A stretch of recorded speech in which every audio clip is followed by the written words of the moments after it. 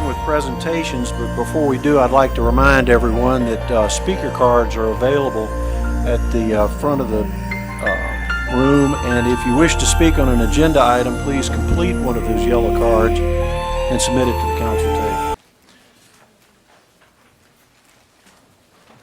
And I've been also asked by the clerk to remind everyone to please turn your cell phones off. The first presentation tonight will be the Certificate of Recognition to Jimmy Lloyd on achieving the rank of Eagle Scout. Mr. Artigue, I believe this is your presentation. Very well.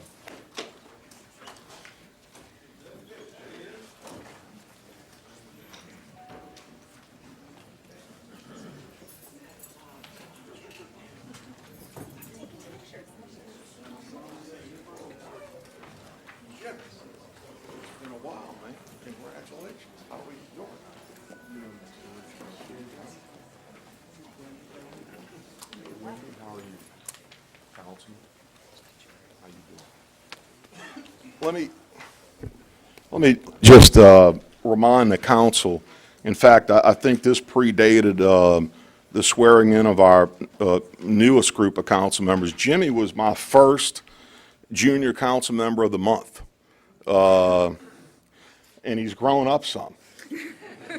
But he's the one that memorizes every president of the United States. He could tell you who the 80th president is, oh, they don't have that yet, the 15th president, whatever. But Jimmy, we're here today to honor you for being an Eagle Scout, which Mr. Gould and Mr. Falconer, who I think are both Eagle Scouts, not Mr. Gould, Mr. Falconer, but Mr. Gould's sons, know the value of this, okay? It goes without saying. A lot of hard work. Doesn't surprise me and Mr. Ritchie that you achieved this, because you certainly take after your mother. Okay, excuse me, and your dad. Okay? So, Jimmy, congratulations to you. Miss Pat, come on up.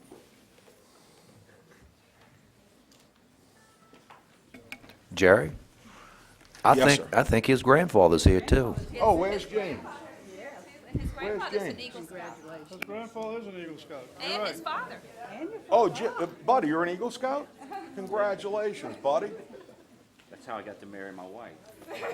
For those who don't know, Buddy Lloyd's on the city council and slide out. Good. So, Ms. Pat, you want to come on this side? How about you get next to Jimmy? I'd love to. Yeah, right here. Jimmy, that's yours.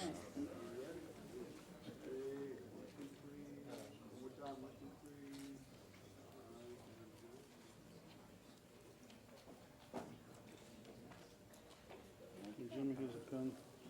That's your second pin, I Jimmy. got 2 pens now. I bet, do you know what the other one is? No, I Oh, you do. Thank you, Mr. Jerry.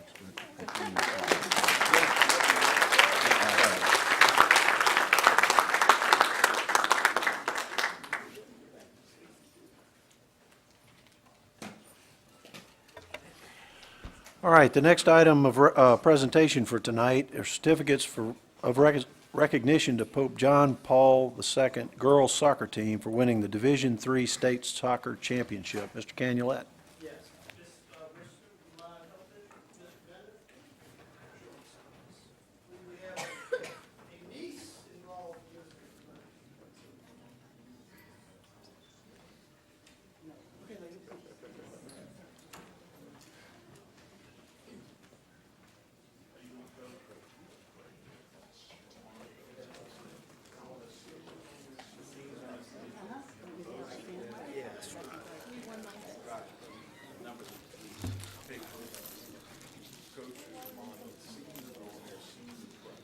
Yeah.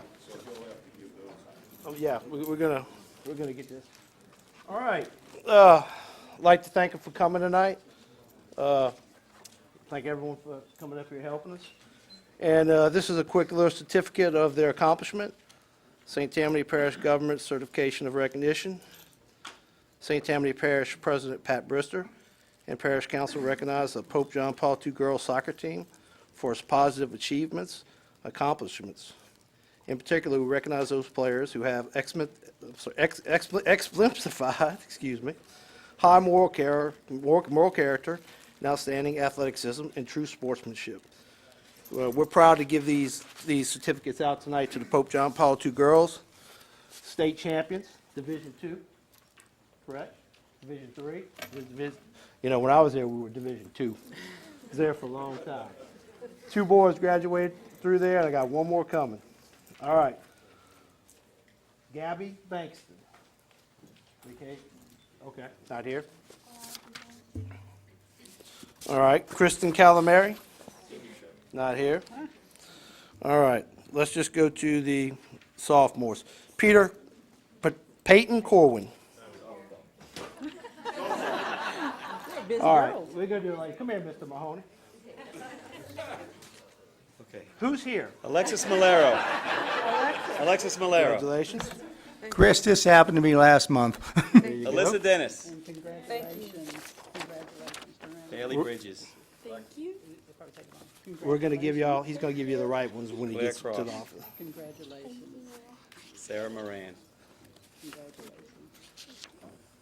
Elizabeth Andrews. Speak up. Elizabeth Andrews. Okay, Congratulations. all right. Girls, congratulations. Here's some of the girls that are Yeah, here. give them the rest of them. Thank you. Congratulations. Just tell y'all real quick, this is for the coaches and the rest of the girls. Thank you. You can accomplish anything when you work as a team. Congratulations, ladies.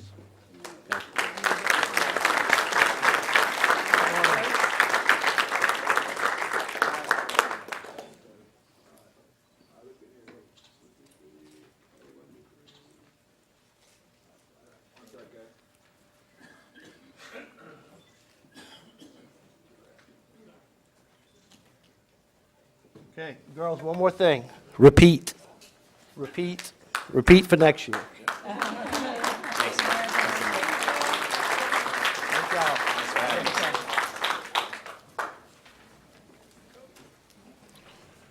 All right, the next item on the agenda is, under presentations, is the number 3, proclamation of April as Child Abuse Prevention Month. I believe this proclamation will go to the Exchange Club of West St. Tammany, so if a representative could meet me at the podium. And Ms. Brister, would you like to join me?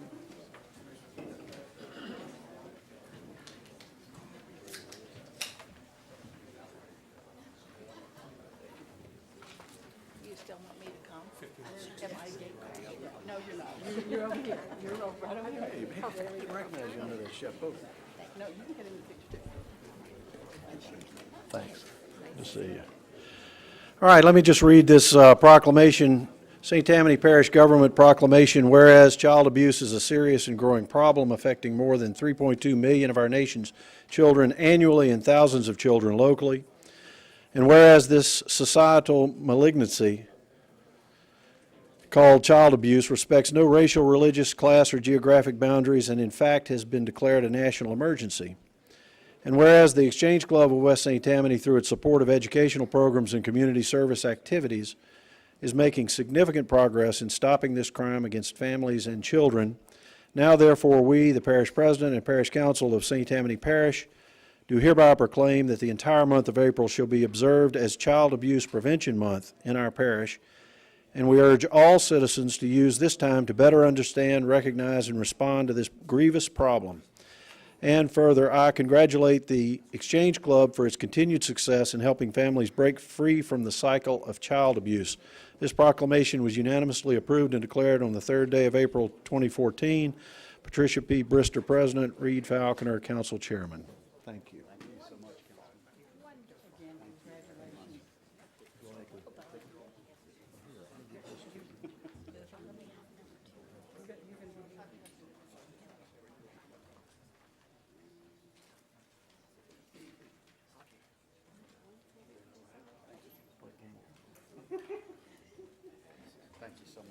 Thank you. Sure, yeah.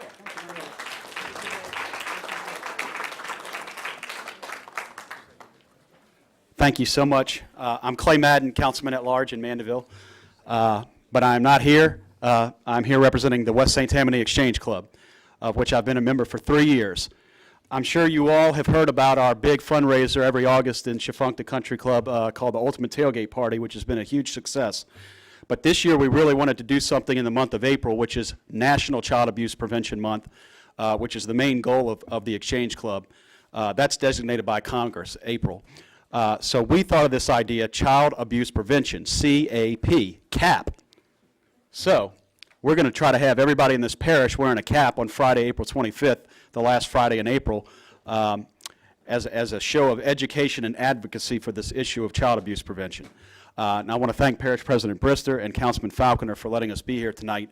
I have here Susan Facio, also a member of the Exchange Club, and we have from the Hope House, Liz Tarman from the Hope House Children's Advocacy Center has joined us tonight. We unfortunately have to run because we're having the first of 2 free concerts. The one tonight is in Mandeville at Chenier. We have a second one in Madisonville Sunday, April 13th.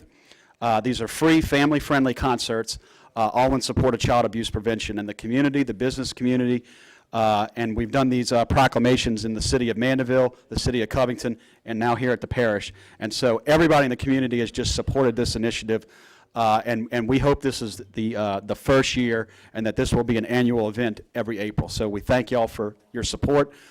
Come to the concert after the parish council meeting, and we thank you for your support. So thank you very much.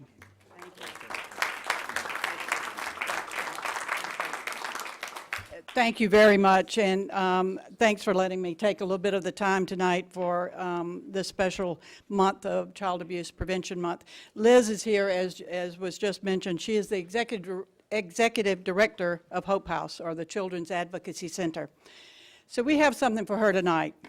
The parish's Jean Day for Charity was a suggestion that came from an employee that we implemented in the fall of 2013, and it allows employees to wear jeans each Friday for $1. We polled employees for suggested charities that we would contribute to, and then voted. And Children's Advocacy Center, it was the first recipient of our donations. Over the last 26 weeks, parish employees have donated $3,150 to Hope House Children's Advocacy Center, and we couldn't think of a more appropriate time to present them with this donation than during Child Abuse Prevention Month. Liz, thanks for all you do.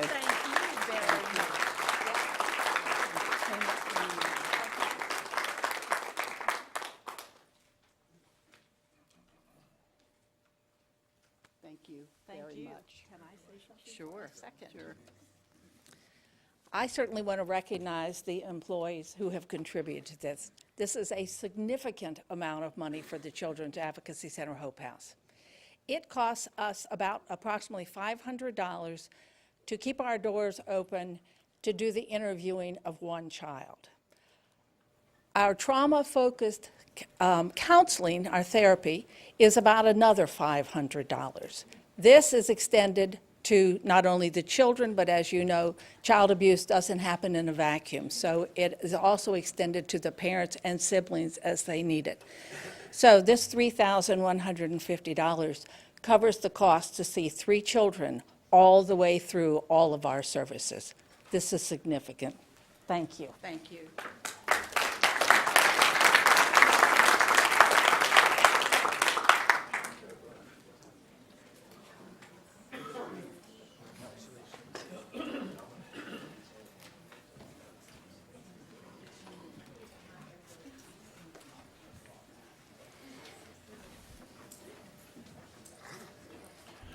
All right, we will now begin the regular order of business. I would like to remind the public that we mentioned the speaker cards. We've got, I might note on the, it's a new thing that we've just instituted on the cover sheet of your agenda. We've got some meeting procedure notes here. As well, we've got a map on the backside that will help the public identify their individual council districts.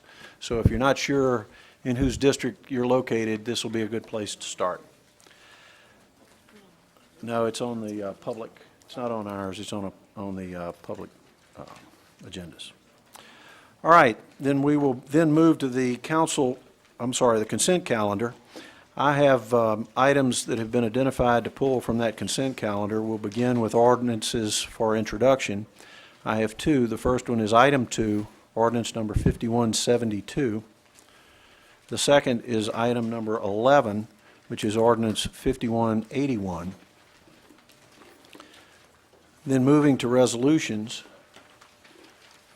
the first is item number 7, which is item C4014. The second is item 17, C-4024.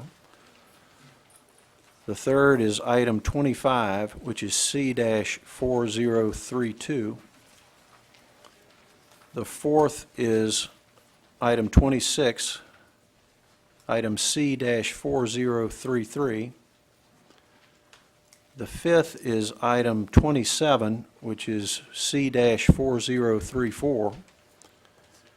And the final is resolution 28, item C-4035. Now I'll poll the members. Mr. Sharp, do you have anything further that you wish to pull? Mr. Thompson, sorry. Mr. Gould? Mr. Tanner? Mr. Groby? Mr. Canulet? Mr. Bellisario? Ms. O'Brien? Mr. Stefancic? Mr. Bender? Mr. Artigue? Mr. Smith? Very well. Are there any items to be pulled from the administration? How about members of the public? Would anyone like to pull an additional item? All right, then I will entertain a motion to approve the balance of the consent calendar. Motion by Mr. Gould, seconded by Mr. Thompson. Please vote.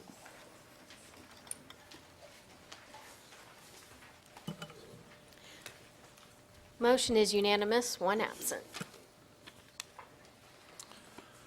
All right, the first item that we've pulled is under ordinances for introduction, item number 2, ordinance calendar number 5172, an ordinance to amend and reenact section 3-164, location restrictions of the alcoholic beverage regulations under Article 7, all wards. Mr. Gould. Mr. Chairman, I need to pull the ordinance that's in the packet and replace it with an updated ordinance that legal gave to me today. So my motion's to pull the other one and to submit this one into the record for introduction.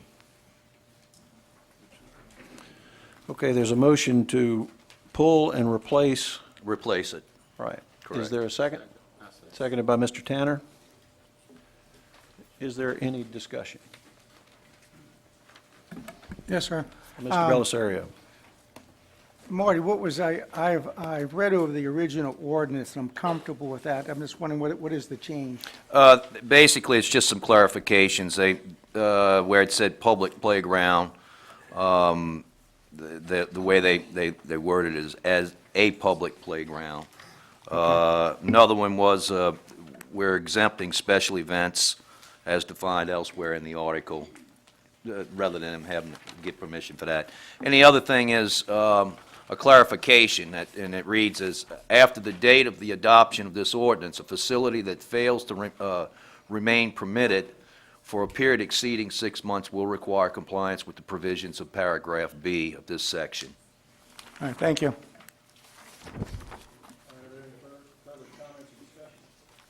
Further comments or discussion? Mike? Oh, sorry. Anything further from the public, the administration? All right, then, let's vote. We got a motion on the floor. Let's vote. No.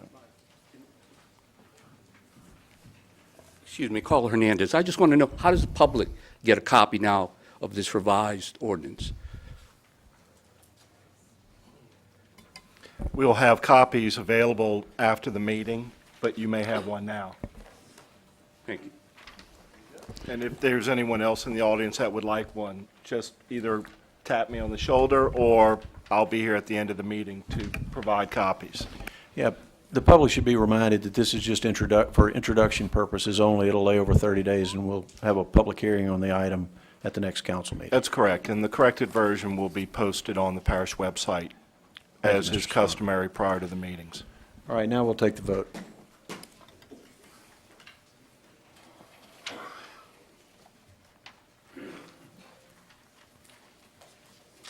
That wasn't me. Motion is unanimous, one absent. Thank you. Mr. Gould makes the motion to introduce. Mr. Stefanczyk, I hear, is the second. Very well, thank you. All right, we'll move to item 11, which has also been pulled from ordinances for introduction. That would be ordinance calendar number 5181, an ordinance to extend for 6 months the moratorium on pain management clinics in unincorporated St. Tammany Parish. Now, it's been identified that we need to move prior to taking action on that item. I'd like to seek a motion to open the items off the floor So moved. in order to discuss the one item that we have there that has an impact on this ordinance for introduction. So there's a motion by Mr. Bender to open the floor, the items off the floor, and the second was from Mr. Artigue. Is there any discussion on the motion? None appearing, then please vote.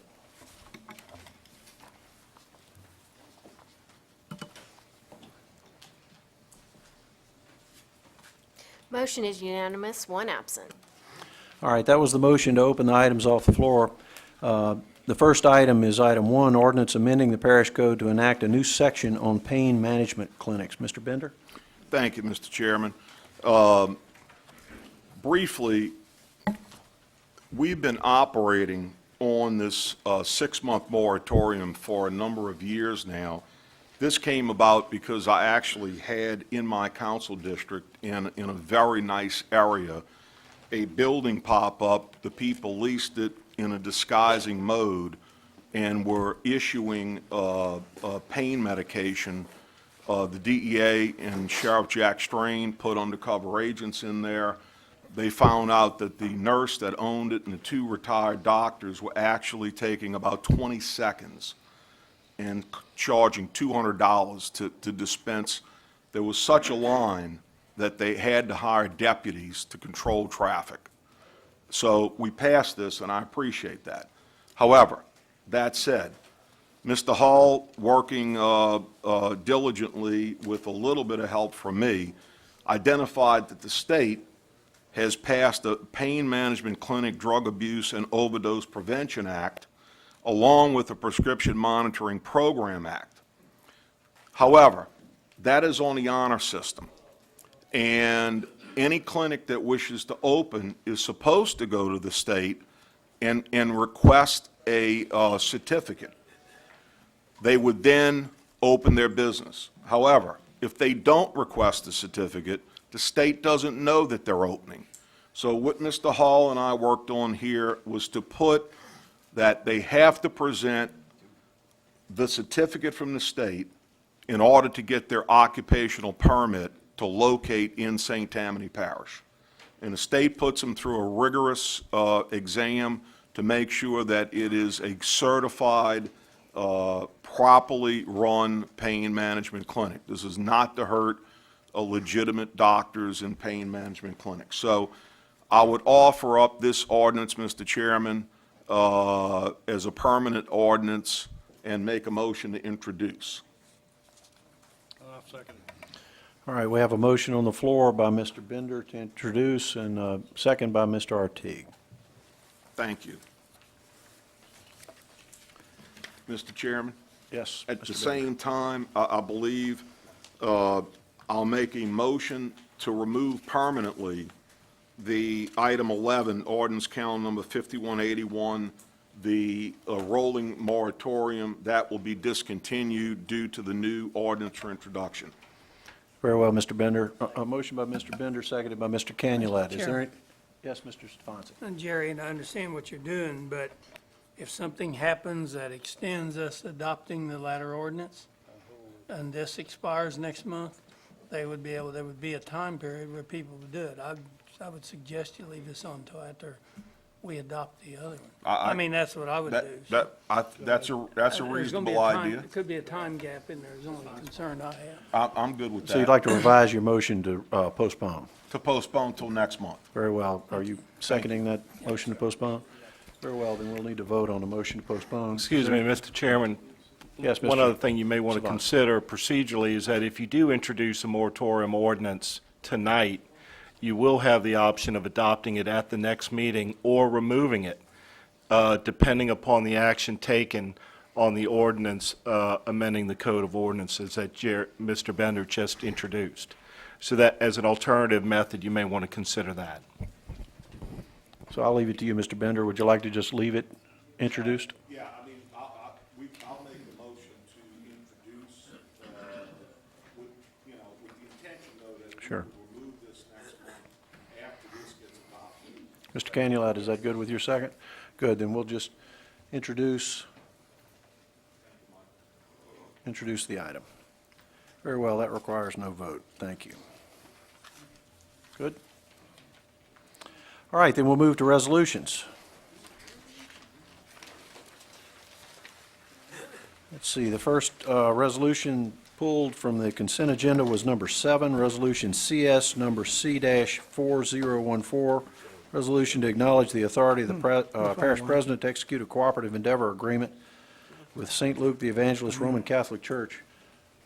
Mr. Bellisario, I believe Yes. you asked to pull this item. I wanted to pull this item since I sit on the board of the directors for the Good Samaritans Ministry, and this particular resolution involves that ministry. Even though there's no economic advantage for me or opportunity, I still want to recuse myself. Very well, then I'll take a motion, ask for a motion then to introduce this resolution. Mr. Canulet, seconded by Mr. Groby. Is there any discussion on the We're resolution? passing this resolution, right? Yes. Any other comments? Any comments from administration? Any comments from the public? None appearing, then please vote.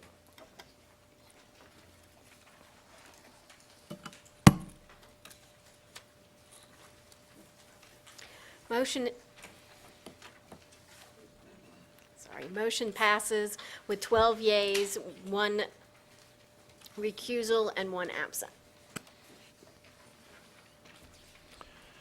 Thank you, Madam Clerk. All right, we'll move to the next item that we pulled, item 17, which is Resolution CS number C-4024, a resolution establishing performance and warranty obligations. Mr. Bellisario. Yes, one of the warranties there involves a subdivision, Magnolia Trace, in my district, and I have spoken to the holder of that, and I have scheduled a meeting to meet with him next Thursday to see if we can resolve this issue. If we're not, then I'll move forward with pulling it and next month, and adopting it rather, so that we can then go after the bond. I just want to table that piece of it and move forward with the other warranty obligations. So you would like to amend this resolution and pull Yes. Magnolia Trace? That is correct, the warranty letter for Magnolia Magnolia Trace. Trace. It is the first item under the names of the subdivisions. Great. All right, That's is there a correct. second to that motion? I'm sorry, there's no objection. Okay, got a motion and a second on the floor. Mr. Tanner, what was the recommendation from the Agenda Review Committee on this item? Great, thank you. Now, Ms. Campo, is there comment from the? No, there was no objection. Great. Any comment from the public? Very well, none appearing, then please vote.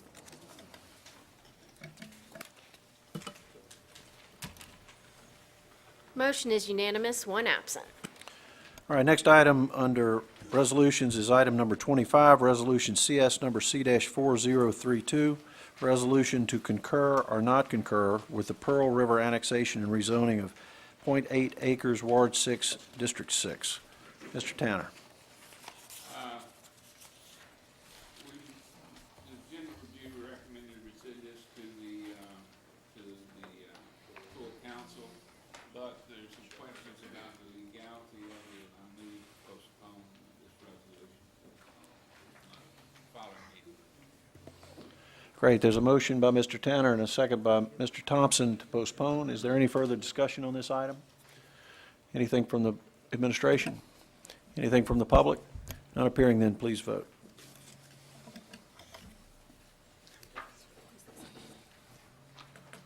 Mr. Thompson.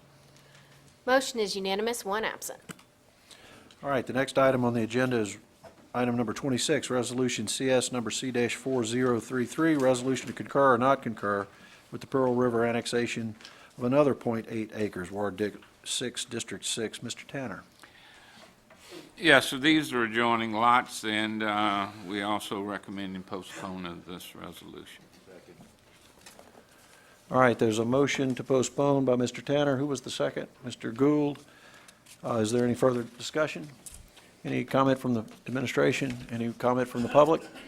Not appearing, then please vote.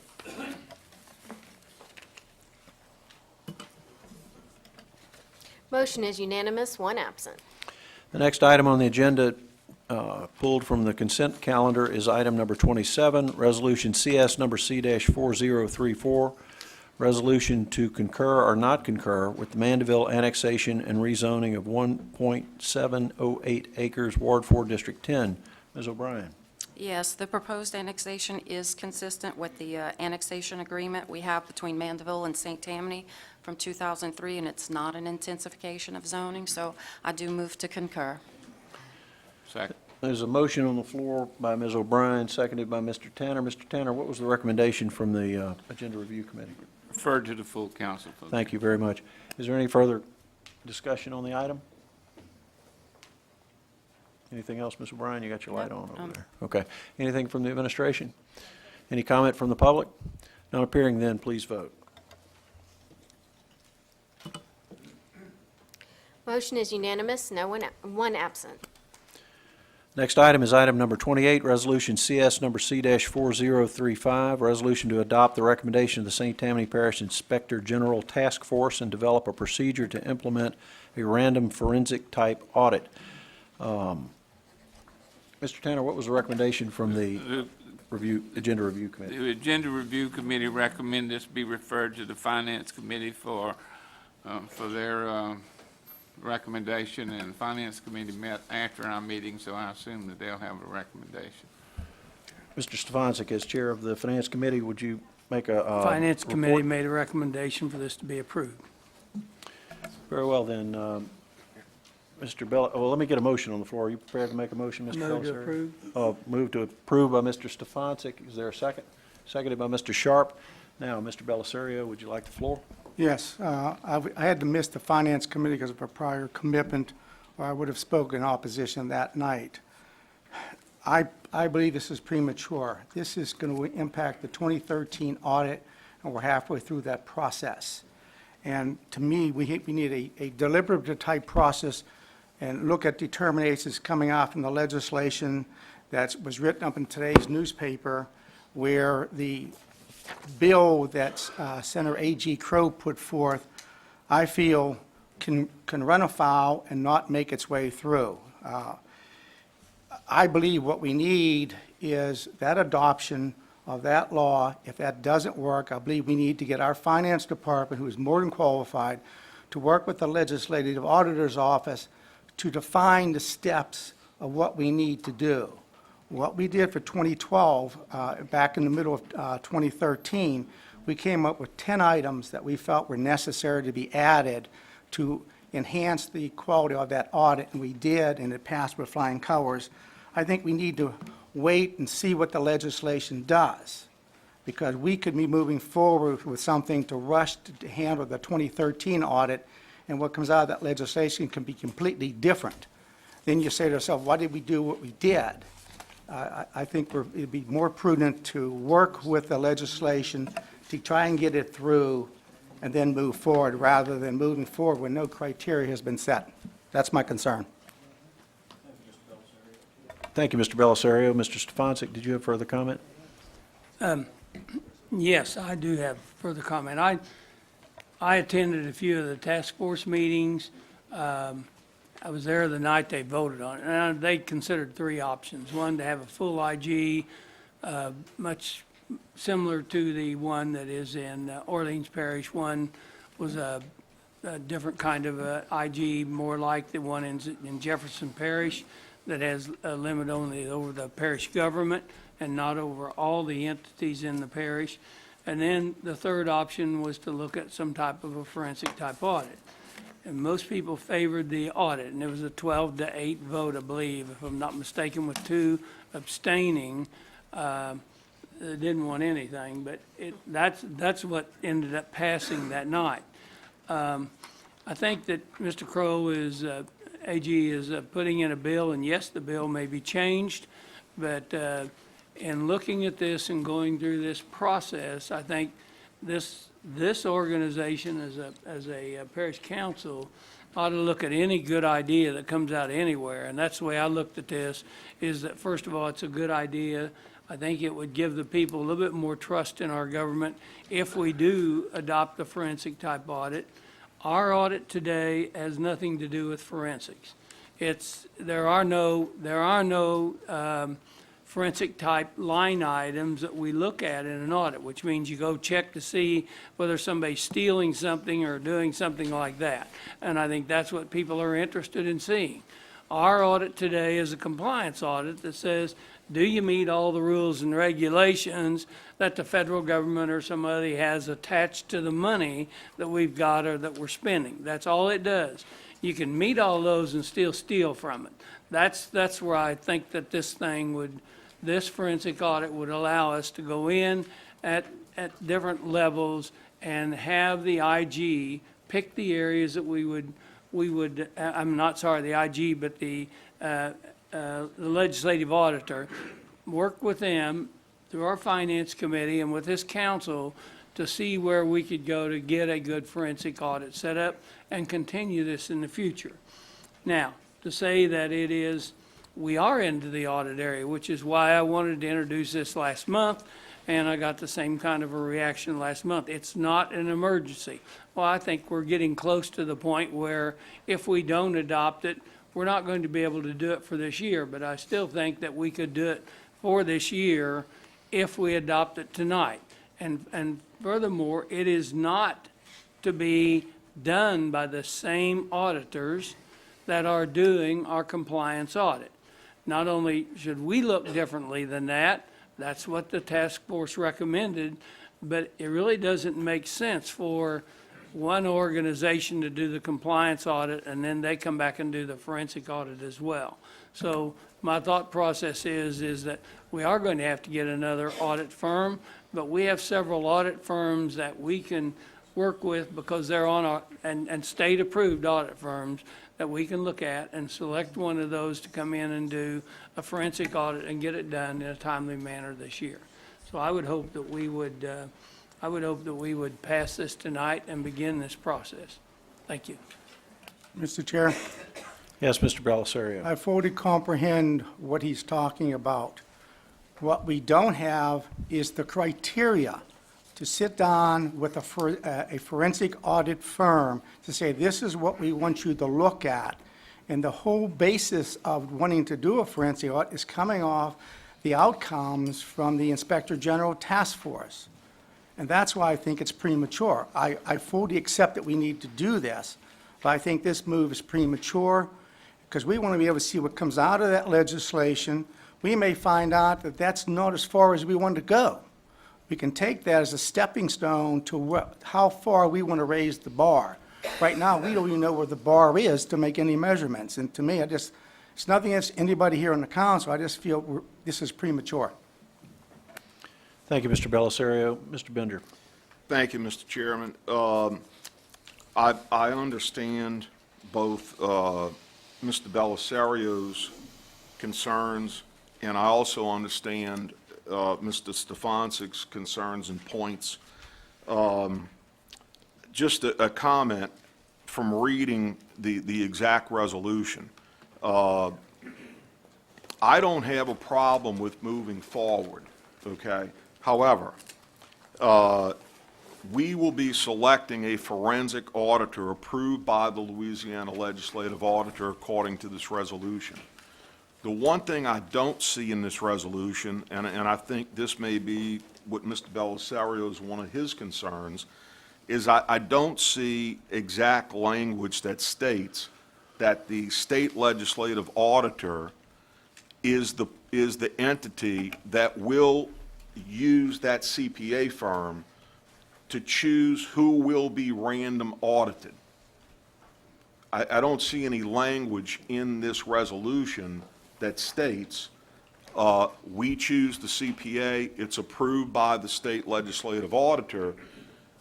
The top of it says regarding a forensic type, a random forensic type audit, but there's no wording in here to say, and then the state legislative auditor will decide which entity or entities are random audited in 2013. So, Mr. Chairman, could I ask Mr. Belisario, is that one of his concerns? Certainly. Yes, it is, and the fact that we're going to be spending money on an unknown quantity, and I just don't think it's the prudent thing to do.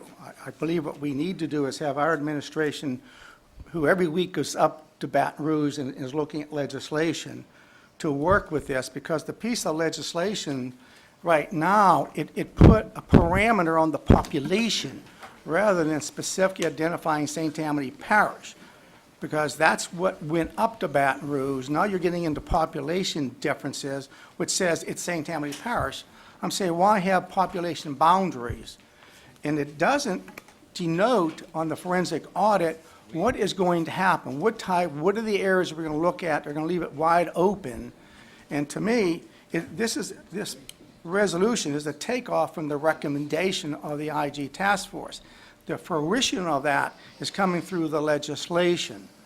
I'm with Steve on this, but I think we need to do this for the 2014 calendar year and move forward. And then if the legislation is killed, we can then go through our finance department to work with the legislative auditor's office and come up with the criteria.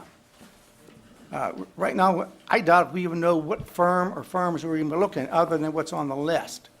And we're already sitting on April the 3rd. I just think we're trying to do something that's proactive, but we've got a time limit to make sure we go through this on an orderly process. And everything I see tells me from my instinct that we're moving too fast when we don't have to move too fast. That's it. Thank you, Mr. Belisario. Mr. Gould. Well, look, I get it all. I understand we want to do a forensic audit. The question is, to what level? How many categories? I don't see anything. I mean, we could do a forensic audit on the entire budget, all of our expenses. What's that going to cost us? Or are we going to do sections at a time? How is this going to lay out? I mean, what we're saying is we're going to do this, but we don't have. There's no meat with the potatoes in here, and that's the thing that's kind of got me concerned. I'd like to know a little bit more about how much are we going to spend and where are we going to, what areas are we going to do this? Thank you, Mr. Gould. Mr. Stefancic, I believe you were next. Yeah, just a final wrap-up, and I'll make my comments brief. But I think to answer Jerry's question, he was saying which groups are going to be audited. He's going to audit. The audit will be done on line items within our budget, and the idea is that the legislative auditor would determine which line items would be done. We don't. Hope to God we never get into a forensic audit that audits every line item in our budget, or it would cost us a fortune every year. We're looking at implementing something, that stays within our budgetary process and try and work with the legislative auditor to determine what we could do in that kind of a realm. That's why I'm wanting to get this done. Now, I would like to probably ask Leslie or somebody to comment on whether or not we have the time to get this done and whether or not we should put it off. I mean, I don't know. I'm hearing the people saying we may not have time, but I would think that we could get through this and do we're not looking at doing our entire budget. We're not planning on doing that. I think when I listened to the IG task force, it was we would conduct a forensic audit of a very small piece or a few line items of our budget every year. And they're primarily going to be the things like credit cards and stuff like that, rather than the work that we did for the federal government on a FEMA loan or something like that. That's a compliance audit anyhow. So we're not looking so much at that as we are credit card items or some kind of items where there is a potential for misuse. And they're few and far between of those in our budget to begin with. So Ms. Long, stand by one second. I'm Sure. going to go to the administration in just a second. I'm done. So I would ask, if we could ask Leslie to answer that. Very well. Thank you, Mr. Stefanczyk. And Please. What I was going to explain is that the compliance audit, like Mr. Belisario said, has begun, and field work is starting on Monday here. The compliance audit is due to the legislative auditors on June 30th. So we'll complete that a couple weeks prior to that so that we can make a timely filing and a presentation here to the council. With regard to the forensic audit, it doesn't have a timeline, so it can be completed at any time.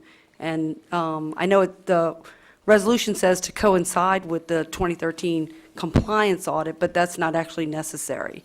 You could still test 2013 items, 2013 items, but it wouldn't be due June 30th. You could do it, we could not get it completed by June 30th by soliciting a firm, working with the legislative auditors to determine the items, and then get it completed by June 30th.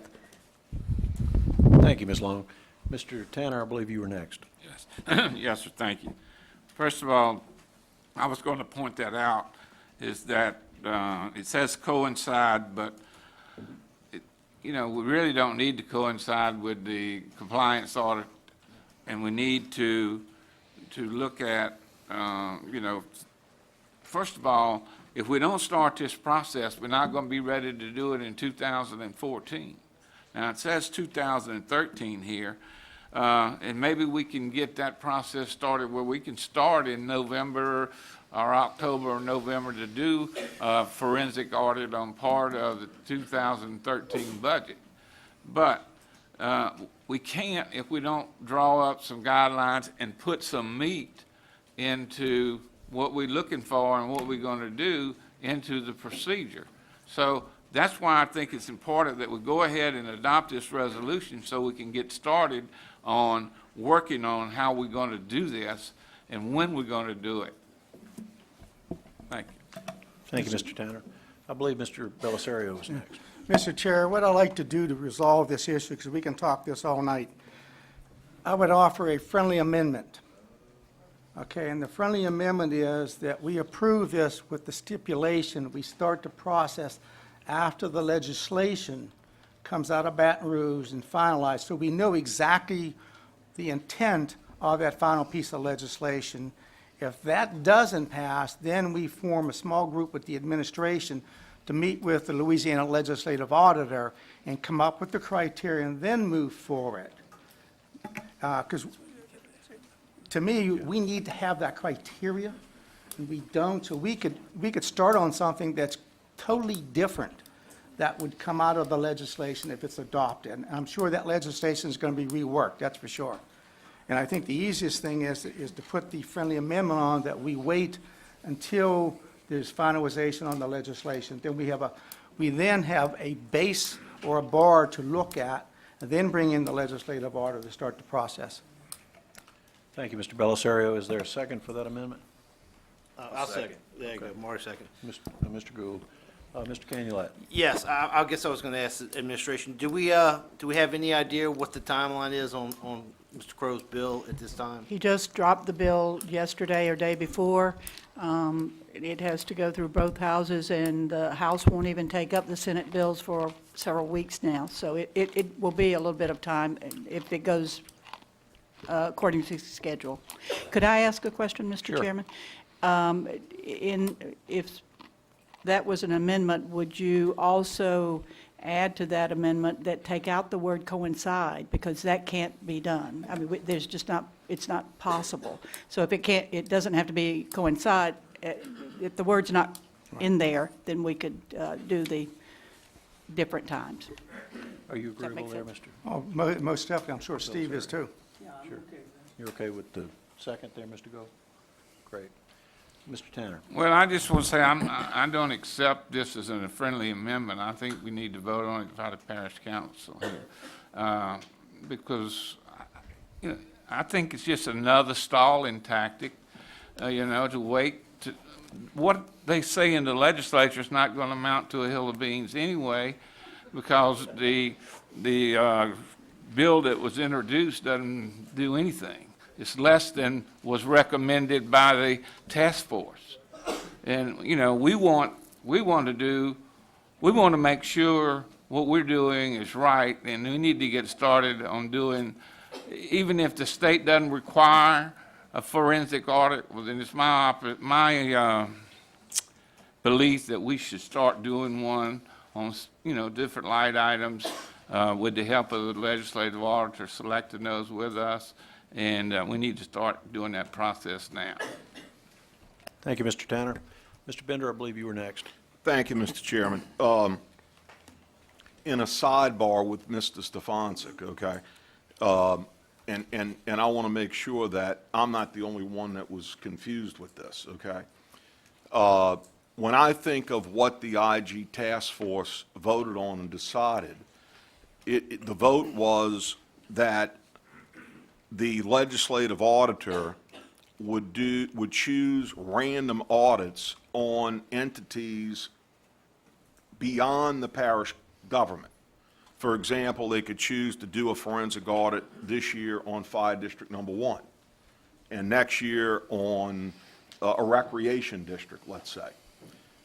In discussing with Mr. Stefancic, I understand now that this resolution is solely us putting a forensic audit on us for this year.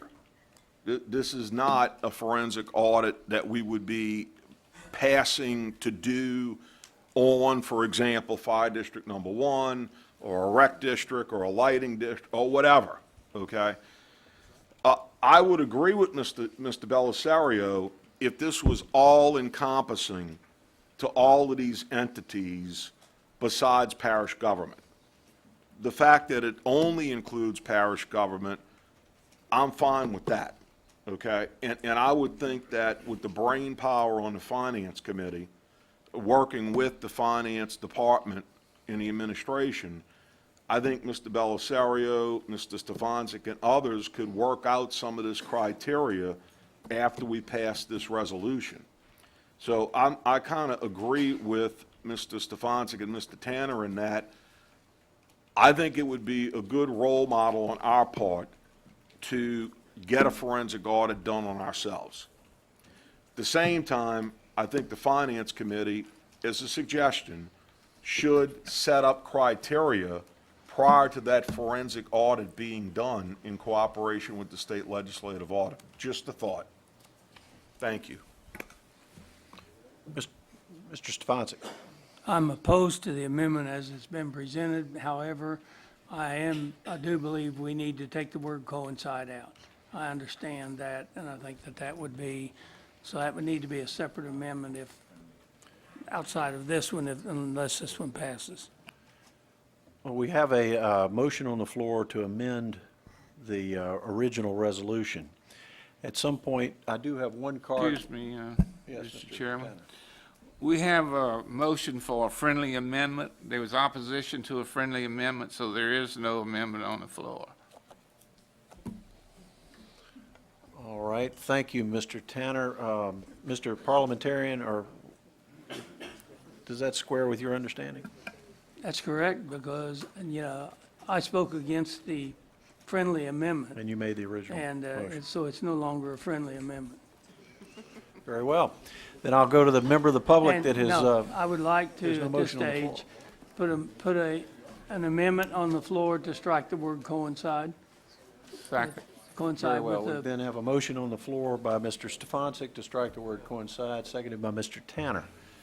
At this point, I'd like to go to the one card that I've received from the public and allow them to make comment. Mr. Stefancic, did you have a follow-up? well, I have, unless they're only going to talk on the word coincide. That's what I'm about to ask her. That's what they need to wait till after the amendment votes one way or the other. I got it, but I wanted to give Ms. Slifer that courtesy. Ms. Slifer, did you want to talk about the word coincide or the underlying motion? Very well, thank you. She had been waiting a long time, and I just wanted to make sure she was recognized. Question. All right, is there any further discussion? Then Let's please vote. I'm not going to take the time, Chris, to vote on calling the question, if you don't mind.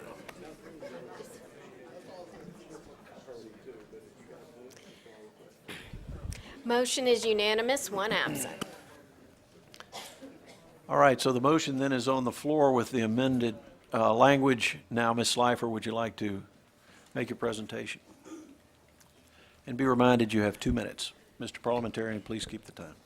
I'll be brief. Thank you, Chairman Falconer, that, you know, you've got a number of members of the Inspector General Task Force here in the audience tonight.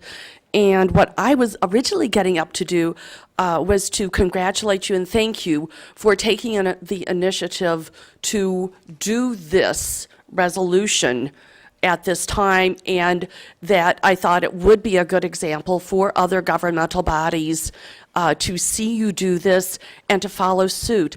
Couple of things. One of them is that and I'm sure that people in the audience will correct me if my recollection is not correct, but I don't believe that we envisioned that the governing body would select the items that that the items would be selected by the legislative auditor, if I am not mistaken, as opposed to those items, and again, a few number of items that, we're not talking about the entire budget at all, but I believe that those items would be selected by the legislative auditors based on the compliance audit that was submitted, so that they would have that information to review, and then would be able to look at that information more carefully and select those items that were appropriate.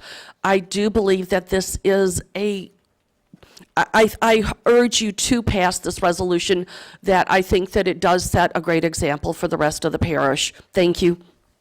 Thank you, Ms. Slifer. All right, is there any further discussion? Any comment from the administration? None appearing, then please vote. This is on the amended resolution.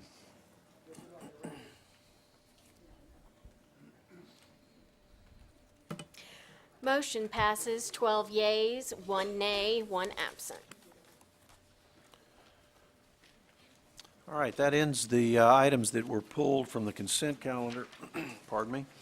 We'll move to the area of appeals.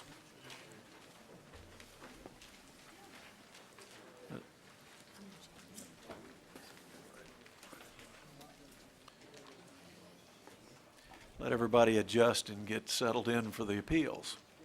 Take a deep breath. All right, the first item under appeals is item number 1, Eileen Pallas, appealing the zoning commission approval on March 5th, 2014 to rezone a 1.91 acre parcel located south of Highway 190, east of Lake Road, west of Bayou Lacombe, being 28214 Highway 190 Lacombe, from A2 to HC2. Mr. Groby. Mr. Chairman, in meeting with the homeowners in this area, they agreed I was going to postpone this for them to meet with the petitioner and the requester to go ahead and settle their differences. I'd like to postpone for 30 days. Thank you. Therefore, there's a motion on the floor by Mr. Groby, seconded by Mr. Sharp, to postpone this item. Could he repeat that? I didn't understand what he said. I'm sorry, sir? Would you repeat your motion, Mr. Groby? Motion to postpone for 30 days. I'm sorry? Oh, in meeting with the requester, and the petitioner of the appeal, they agreed to postpone for 30 days so that they can meet with the appellant so that they can go ahead and settle their differences. All right, any further questions or comments? Anything from the administration? Anything from the public? Mr. Shane. Good evening, Mr. Falconer. Jeff Shane of the Jones Fussell Law Firm, and I represent the petitioners in the case. And I was hoping also that Mr. Groby and/or Mr. Fontenot would announce the community meeting that's been set, so the public would be aware of that. Thank you, Mr. Shane.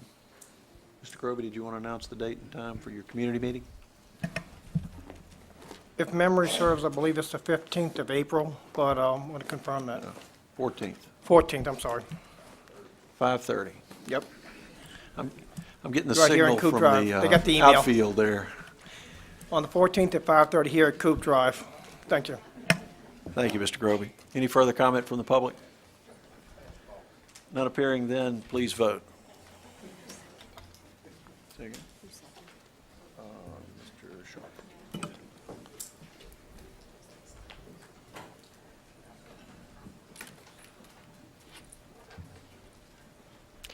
Motion is unanimous, 3 absent. The next item under appeals is item number 2, Donald Hike appealing the zoning commission approval on March 5th, 2014 to rezone 19,765.5 square feet located south of Bobby Jones Boulevard, east of Iron Street from A3 to A3 and manufactured housing overlay, Ward 10, District 6. Mr. Tanner.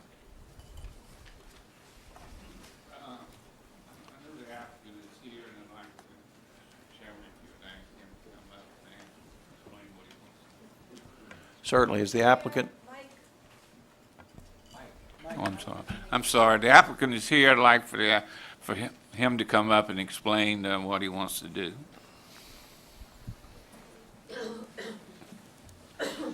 Good afternoon, ladies and gentlemen.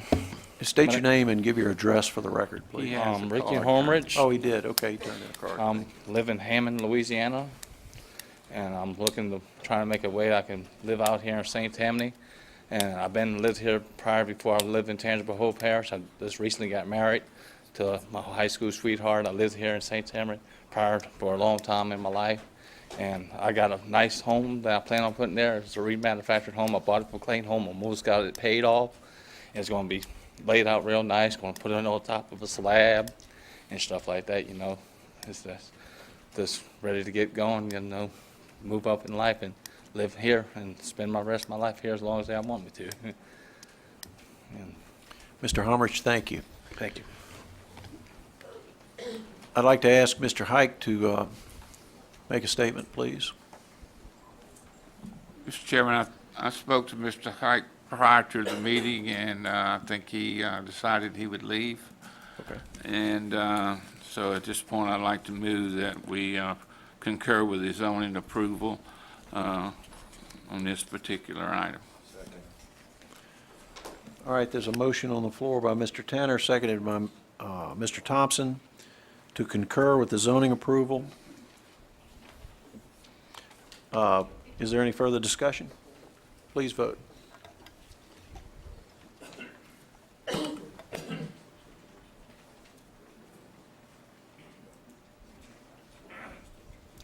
Motion is unanimous, 2 absent. All right, Mr. Tanner, we need to introduce an ordinance. Mr. Tanner, would you introduce the ordinance for that item, please? It's the same one. Seconded by Mr. Thompson. That's all we need there. All right, then we'll move to item number 3 under appeals, which is Warren Wagner appealing the zoning commission approval on March 5th, 2014 to rezone 48.32 acres located north of Pinnacle Parkway west of Chifuncta River from A3 and HC3 to Planned Business Center 1 and HC3, Wards 1 and 3, District 1. And before we open the public hearing, I have a statement from Mr. Dean that he'd like to have read into the record.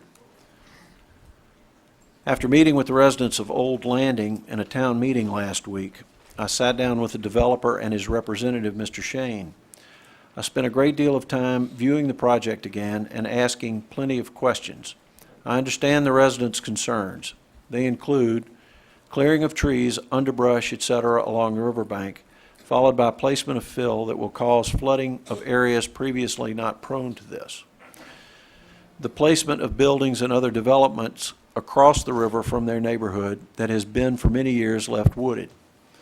And finally, loss of privacy caused by the Performing Arts Center, Children's Museum, hotel, etc. After my meeting with Mr. Shane and the developer on Monday, I see that there will be no clearing of any kind along the river. While they can't give deed restrictions because of the lack of a concrete plan, they have committed to me, now this is a statement by Mr. Dean, and Mr. Shane will report in tonight's meeting that the developer will donate the land along the riverbank, approximately 50-plus acres, to the parish. That means no cutting, clearing, or bulkheading of any of the riverbank. I like that we, the people of St. Tammany, will have control of this land. It will remain in its current state in perpetuity. This gives me great solace in knowing this. I hope it gives the residents of Old Landing the same comfort. I should also say that in addition to the 50-plus acres of wetlands and green space acres the developer is donating to the parish, he is also donating the land for the Performing Arts Center, the amphitheater, and the Children's Museum. That is a donation of an additional 15 to 20 of the total 129 acres of this property. To my knowledge, no business has ever made this big a gift of natural land to the parish. I understand that there will be many questions still unanswered after this night is over. We will continue to follow this project all along the way through planning and the eventual development of the property, stopping it along the way to assure compliance with the agreements and commitments made by the developer. Finally, my decision is also based on the positive recommendations of both staff and the Zoning Commission, and my belief that the requested zones are both compatible and appropriate for the area. That's the end of the statement for Mr. Marty Dean, who represents this district, this district in which this project is located. I have two speaker cards, one for and one against. I believe that because the clerk is telling me we should begin with the appellant, so Mr. Byron Barrios, please approach the podium and make your comment. Byron Barrios, 70 Cypress Road, Old Landing. Initially, in the first zoning meeting, I had opposition to this zoning commercial from residential due to the buffer space that we were worried about, and obviously commercial buildings. But after the meeting with the developer, the parish, and the mayor, the city of Covington, and other residents, as long as, you know, what's been brought to us is that they're going to respect the 12-foot contour line. You know, no development, no fill, no cutting of trees or structure in that area, then I really have no opposition to the zoning, as long as, you know, we confirm that the 12-foot contour line will be respected. Great. Thank you. Thank you. Mr. Shane?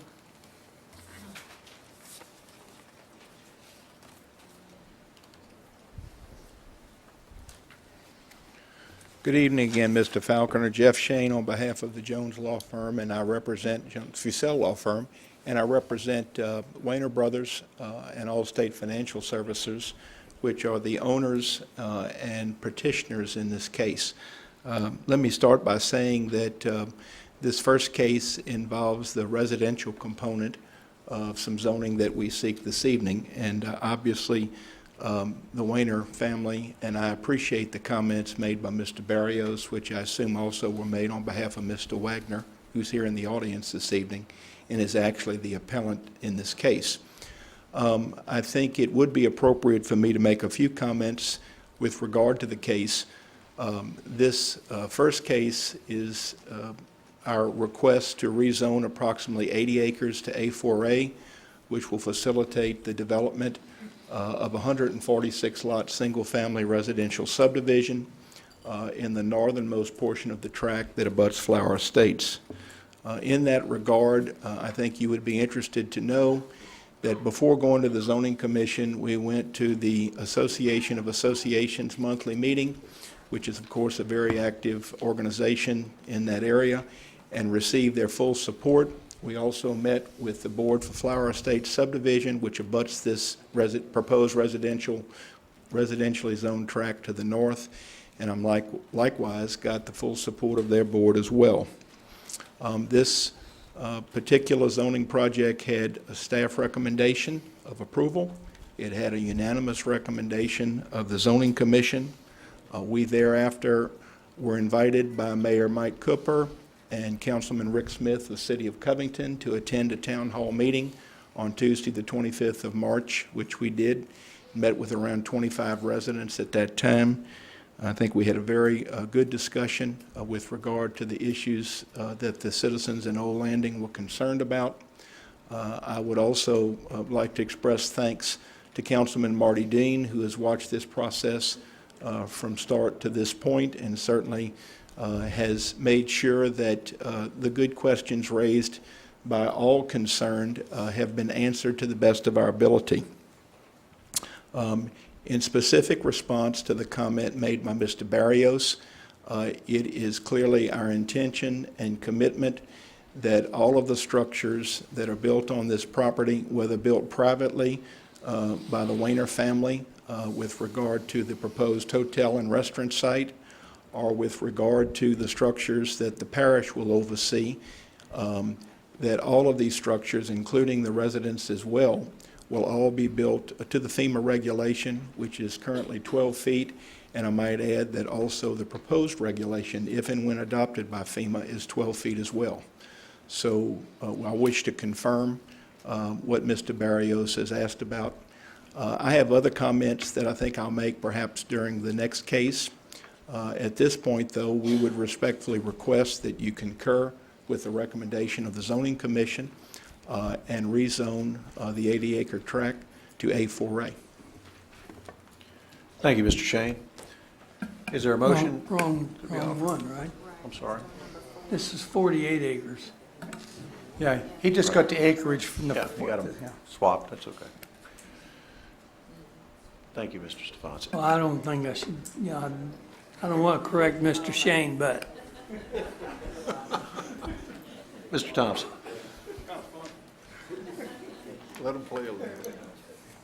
I appreciate being corrected. I'd understood that we were going to lead with the residential case. That was obviously the commercial case, but my comments really are no different. So maybe during the residential case, I'll talk a little more about the commercial case. Thank you, Mr. Shane. Mr. Thompson. Yeah, I move to concur with the zoning commission. Motion by Mr. Thompson to concur, seconded by Mr. Gould. Is there any further discussion among, the opposition has already spoken? Thank you. Is there any comment from the administration? Very well, please vote. Motion is unanimous, one absent. Mr. Thompson, I'll need you to introduce an ordinance to that effect. So moved. Seconded by Mr. Gould. Very well, thank you. All right, we'll move to item then number 4. Now, is this the residential or the commercial? Warren Wagner appealing zoning commission approval on March 5th, 2014 to rezone 80.37 acres located north of Pinnacle Parkway, south of Flowers Estate subdivision from A3, A4, and HC3 to A4A, single-family residential district, Ward 1, District 1. Mr. Shane, I believe you submitted a card to speak on this item as well.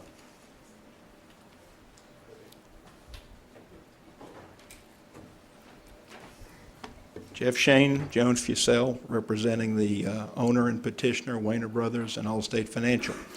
And I think I will speak a little bit now, but about the commercial case. Because really this is, I think, the beginning of what could be a very historic moment for the people of St. Tammany Parish. And I don't say that without giving it a lot of thought.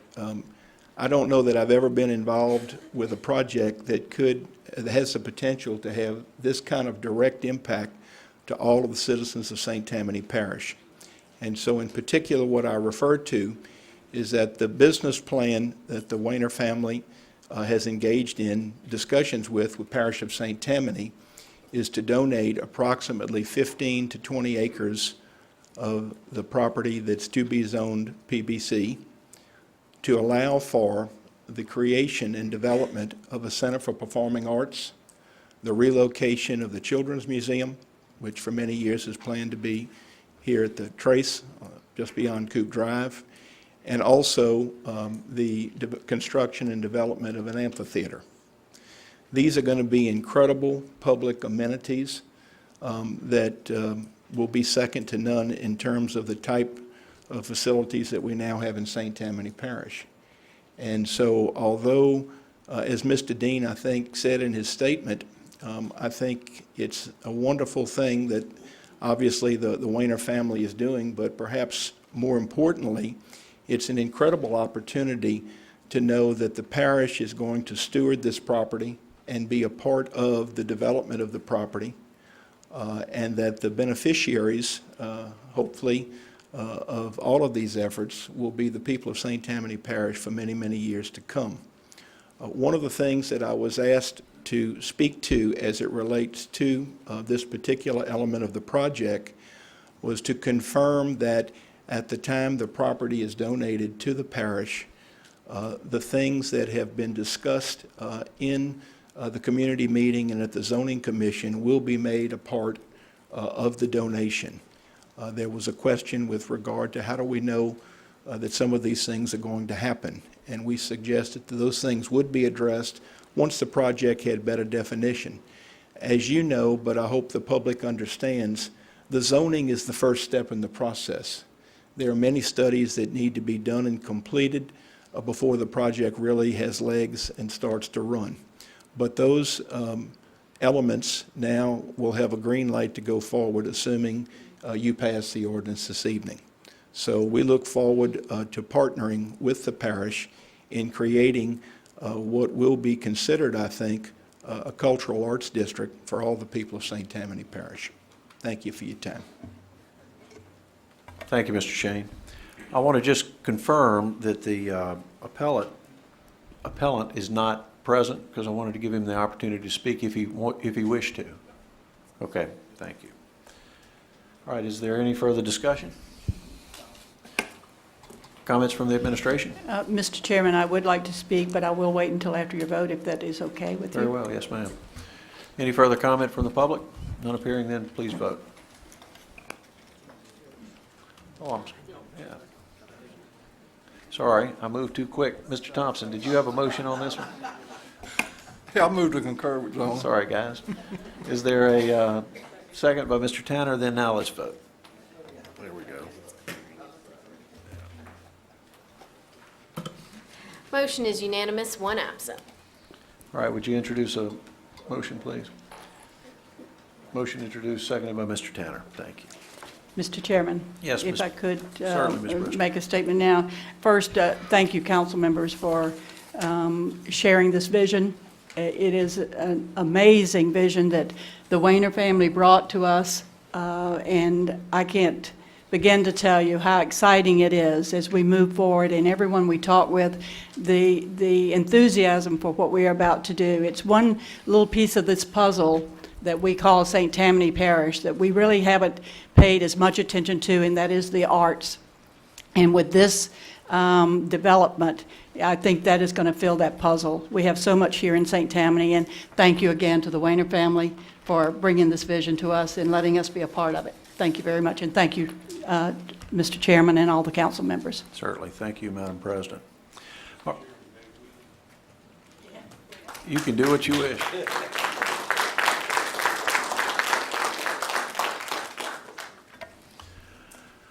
All right, then we'll move to the next order of business, which is the ordinances for adoption. Number one, ordinance calendar number 5157, ordinance to amend ordinance CS number 1-0303, adopted May 3rd, 2001, regarding a major amendment to the PUD for 161 acres, Ward 4, Districts 5 and 7. Mr. Groby has moved. Is there a second? Mr. Gould. I have one speaker card for this item. Mr. Hernandez, please step forward. Be reminded that you have 2 minutes. Thank you. Caller Hernandez. Hopefully, y'all have looked at this information now, and it is partly correct.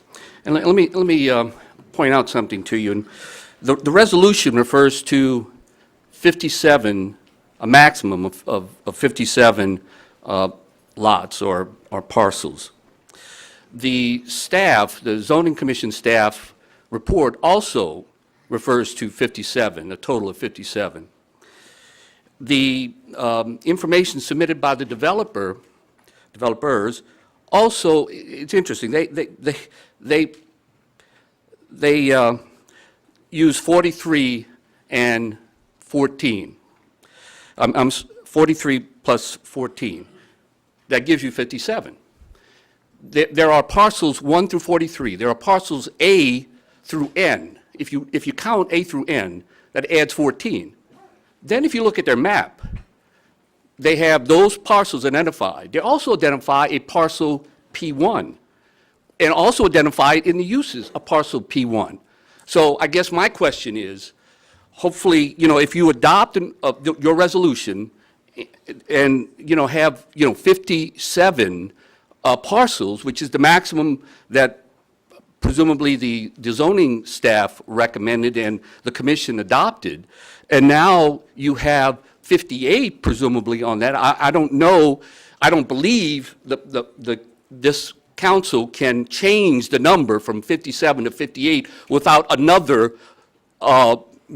delay on this to do that. Because just for your information, I believe that if you were to have, an amendment to an existing PUD, increasing it by one lot, that would be considered a major amendment. And so therefore, it would have to go through the process. So something to consider. Either you have 57 that you will authorize, or you will, or maybe not. Thank you. Thank you, Mr. Hernandez. Is there any discussion on this item? Any comments from the administration? None appearing, then, let's see. Do we have a motion on the floor? Yeah, okay, please vote. I just wanted to make sure I didn't do that twice. Motion is unanimous, 2 absent. Item number 2, ordinance calendar number 5159, ordinance to extend for 6 months the moratorium within a portion of voting precinct 310 north of the Abita River, District 5. Mr. Gould. There's a motion on the floor, seconded by Mr. Groby. Is there any discussion on this item? Any comment from the administration? Any comment from I have no cards from the public. Therefore, please vote.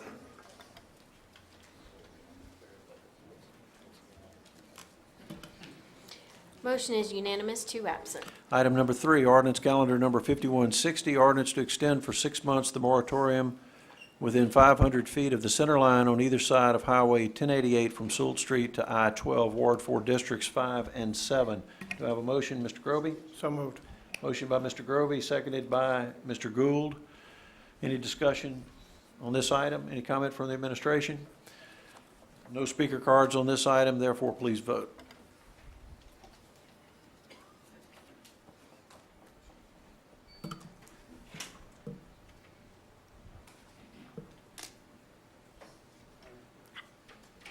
Motion is unanimous, 2 absent.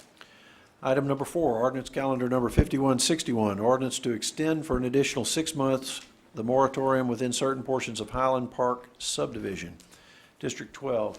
Mr. Bender makes the motion. Mr. Artigue seconds. Is there any discussion on this item? Any comment from the administration? There are no speaker cards on this item, so please vote.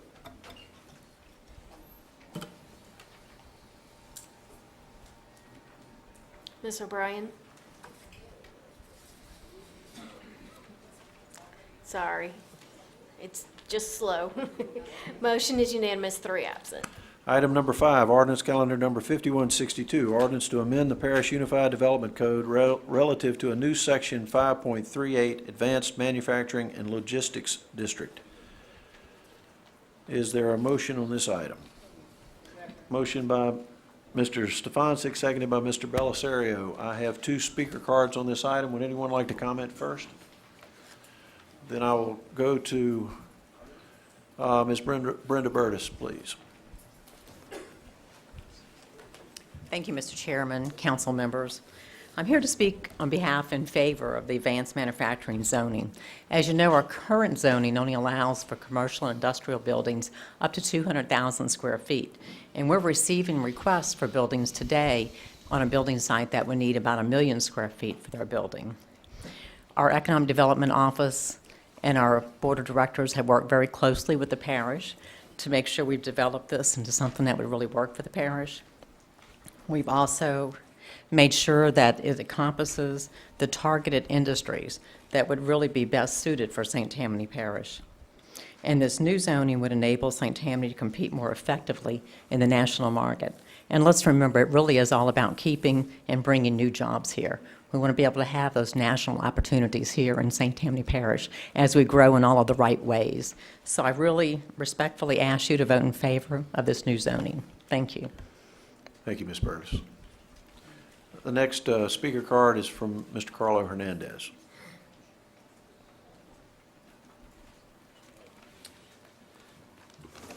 Carlo Hernandez.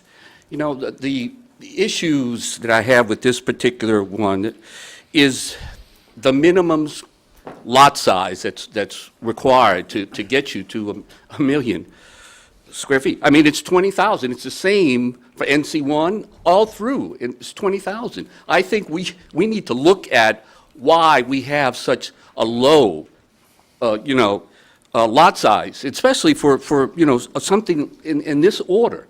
Now, presumably, I guess you could have, and it's 20,000 square foot. Let's say it's 100 by 200. It says it's 80-foot minimum on lot width. So on that, and assuming that you could, develop half of that, 10,000 square feet. Obviously, I guess if you went up 10 stories, you know where you would get to. But that's nowhere near 10% of the maximum. So obviously, you're looking at a much bigger lot area, yet we're allowing this. Now, interestingly enough, I'm also concerned about the setbacks. On setbacks, it only causes when there's a residential zone right next to you. Then you have some relief. If you have if you have a one-story commercial building, you could have this 10-story building now right next to you with what, 10 feet separating you from the lot line.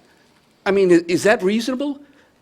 I mean, you're blocking all the light, all the sound from this thing. I think what you should do on this, if you want to adopt this, is you should make it, let's say, a 50,000 square foot lot size minimum, and have a lot of a minimum of 100 feet from each side on this. That assuming that it goes anywhere above 500,000 square feet. 500,000 square feet would now dictate, these different setbacks now on here. I think that would be reasonable. Thank you.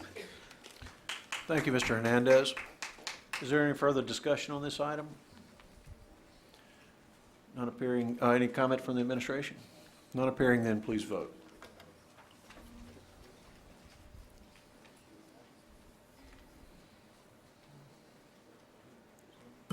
Motion is unanimous, one absent. Next item is number 6, ordinance calendar number 5163, ordinance amending the official parish zoning map to reclassify 6.31 acres, a PUD, to I-1, Ward 9, District 13. Mr. Artigue. Motion by Mr. Artigue, seconded by Mr. Smith. I have 3 speaker cards that have been submitted. Melissa Warren has identified herself as having represented the owner, Jacques Bazou, in this transaction. Ms. Warren, be reminded you have 2 minutes. Yes, sir. These were just submitted so that the council would know that there were people here to speak for the matter. We don't care to speak. Okay. Well, let me go through the list because they've submitted them all. Mr. Bazou? Here. Would you like to speak? No, sir. Thank you. Mr. Stevens? Here. Would you like to speak? No, thank you. All right, is there any discussion on this item? Any comment from the administration? None appearing, then please vote.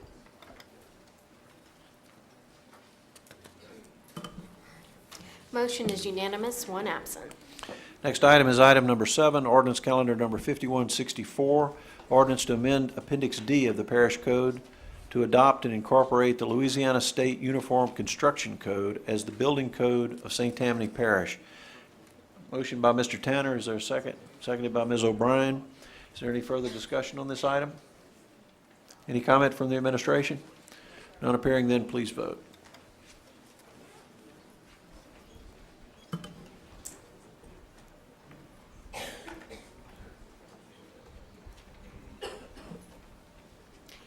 Mr. Artigue, Mr. Smith?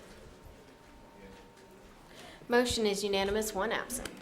Next item is item 8, ordinance calendar number 5165, ordinance to amend ordinance CS number 12-2862, 2013 to 2017 capital improvement budget and program, fixed asset and grant awards. So moved. Mr. Belisario makes the motion, seconded by Mr. Stefancic. Is there any further discussion on the item? Any comment from the administration? None appearing, then please vote. Motion is unanimous, 2 absent. Next item, item number 9, ordinance calendar number 5166, ordinance to amend ordinance CS number 12-2862, 2013 to 2017 capital improvement budget and program fixed asset and grant awards. So moved. Motion by Mr. Bellisario, seconded by Mr. Canulet. Is there further discussion on this item? Any comment from the administration? There none appearing, then please vote.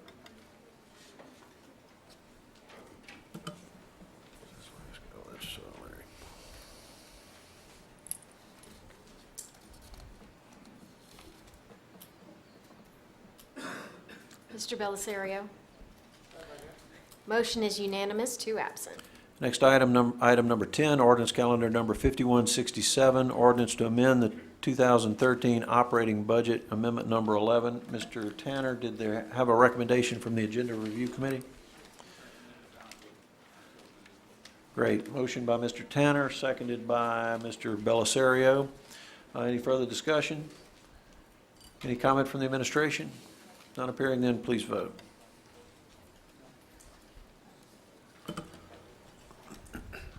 Motion is unanimous, 2 absent. Item number 11, ordinance calendar number 5168, ordinance to amend the ordinance council series numbers 00-0174, 05-1049, and 05-1199 to provide for amendments to the personnel policies pertaining to compensation. Is there a motion? Motion by Mr. Canulet.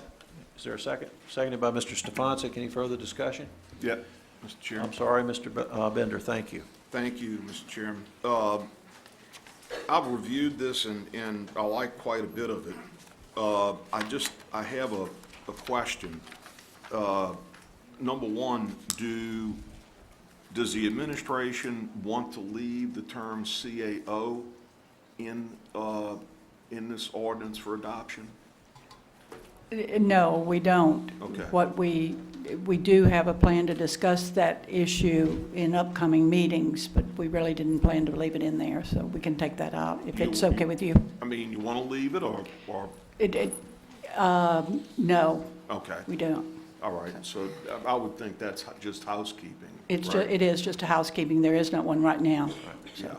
But, Mr. Chairman, I have another question, okay? On the maintenance of the compensation plan, and just to read briefly, the personnel office shall be responsible for the continuous maintenance and administration of the comp plan. Review shall include an analysis of prevailing rates of pay for similar positions in comparable labor markets and organizations, cost of living factors, budgetary considerations, and other related factors. On the basis of this information, the CAO, now blank, shall recommend changes to the parish president in the salary plan which would result in a more uniform and equitable compensation plan. It is the policy of the parish to establish a comp plan which allows the parish to effectively compete with qualified personnel and which ensures that salaries are equitable and commensurate with the duties performed by each employee. I'm in favor of that, okay? However, I have a question. We are passing this through originally an ordinance for introduction and now an ordinance for adoption, okay? So my question is, the maintenance of this compensation plan, and let's just say that we all want to believe that everything will be done according to Hoyle, properly, professionally, effectively, okay? Let me lay that premise out right off the bat. But if there are changes in the compensation plan, my question is simply this: do those changes come back to the council as an amendment to this ordinance for adoption? For adoption of this amendment, is that, I In other didn't words, understand. Ms. Pat, under this maintenance of the compensation plan, we're leaving this basically by this verbiage to the personnel office. Okay, and that's fine. Let's assume that everybody's well-intentioned, okay? My question is, though, the personnel office makes upward compensation changes, okay, or downward compensation changes. Is that something that would ultimately have to be adopted as an amendment to this ordinance? Yep. Excuse, may I answer? Not to the amendment of this ordinance, but it would be part of our budget process, and that's when those changes would be adopted. Is that, Okay. does that answer? Yes. Okay, that's when the council would have all the information to vote on the budget with this information in it, and as we've had in the discussions, the past budget, and that Right. was discussed quite a bit, so. And Ms. Pat, if the administration through the personnel office in this document were to make an adjustment to the plan, and let's say that were to occur in mid-year, would the council chairman be notified, the council administrator be notified, so we would be up to date on that change? We certainly can do that, but again, we would only do it within our budget No, I hear you. of that year. We couldn't just go wherever we wanted. It would be in the budget. We certainly, through the Personnel Committee, we will meet regularly, Okay. and we can do it however. Fair enough. Like to I'm do good. that. Thank you. All right, Mr. Smith, I'm sorry. Yes, I'd just like to go one step further, Mr. Bender.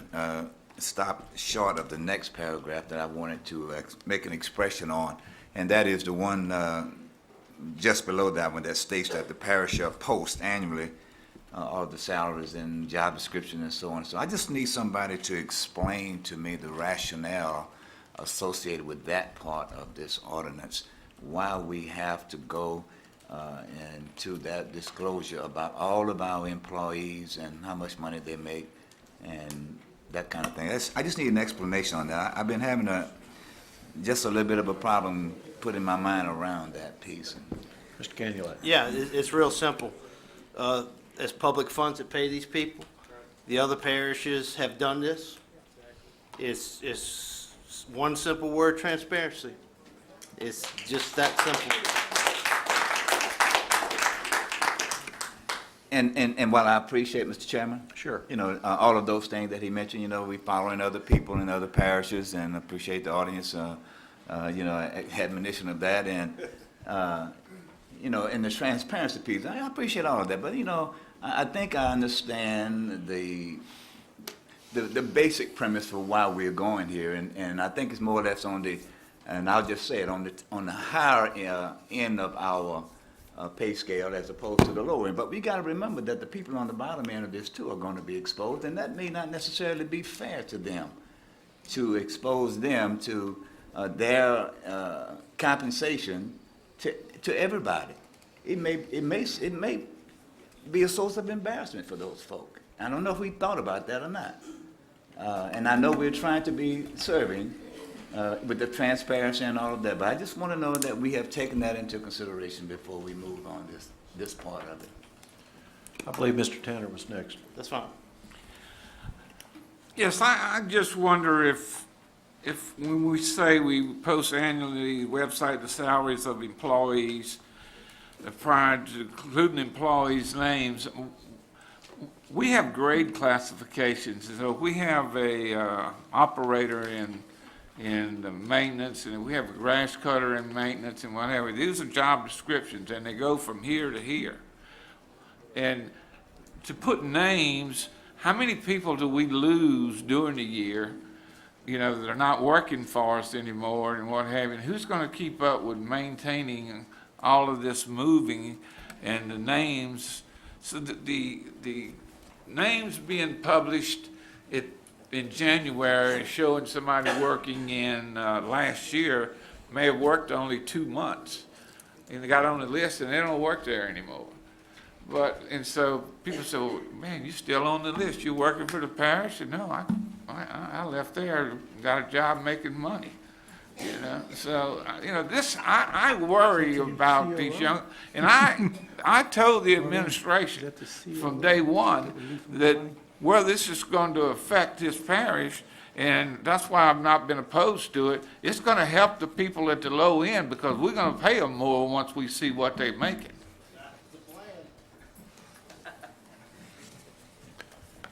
But I don't know if we need names. Thank you, Mr. Tanner. Mr. Bender, I believe you were next. Thank you, Mr. Chairman. I support this you know, I think that in private business, it's the word private stands out, okay? It's a private company, it's private business, it's stockholders or a local owner or whatever. But we're a public entity. And for me, the word public then comes into play. Now, I understand what my colleague, Mr. Smith, is saying, and I understand what Mr. Tanner just said and everything. I would say this. I think this will be a good thing, not only in the short term, but in the long term. Because I would say this, if we have residents that take the time to go to the website, and let's face it, not everybody's going to do it, but at least it's available. If we have residents that take the time to go to the website and see what some of our people make, okay? You know, I agree with Mr. Tanner in the sense that on our lower end people, I think there's going to be a certain amount of appreciation and goodwill that builds up. When you consider that some of these people are working in very, very cold conditions in the winter, very, very hot conditions in the summer. Me personally, if I wasn't part of government and I were reading a person making in the 20s, okay, I think I would have a new appreciation of this. That's my feeling. It hit me the other day, not to be long-winded, but I watched gentlemen throwing my garbage into the garbage truck, okay? And the thought occurred to me, you know what? I have to admire these gentlemen because they're out there working for a living.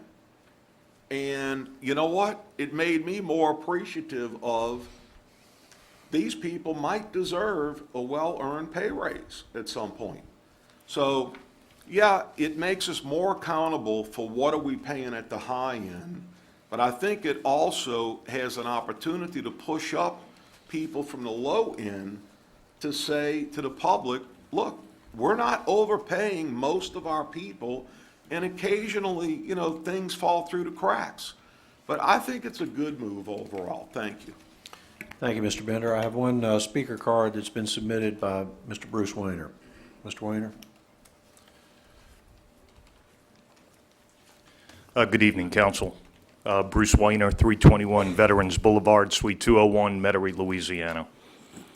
I think the publishing of salaries is what would have a detrimental effect on employee morale. I think you would see employee mutiny. I question the parish attorney whether there's any privacy laws being violated. And maybe you should consider publishing salary ranges by category and not by individual. As an employer, we ask our employees not to share their salaries. People are hired at different salary levels based on experience for the same job. And I really believe that you're making a big mistake here. Thank you. Thank you, Mr. Wayner.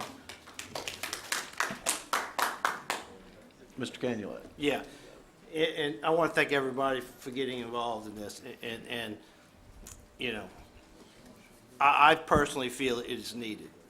And let me tell you one thing. I want to thank Pat and her crew for working with us on this. It took a little longer than I liked, but we got it done.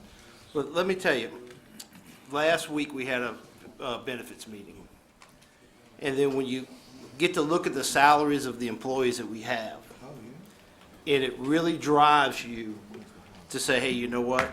We need to get these people more benefits. Because their salaries are some of them are pretty low.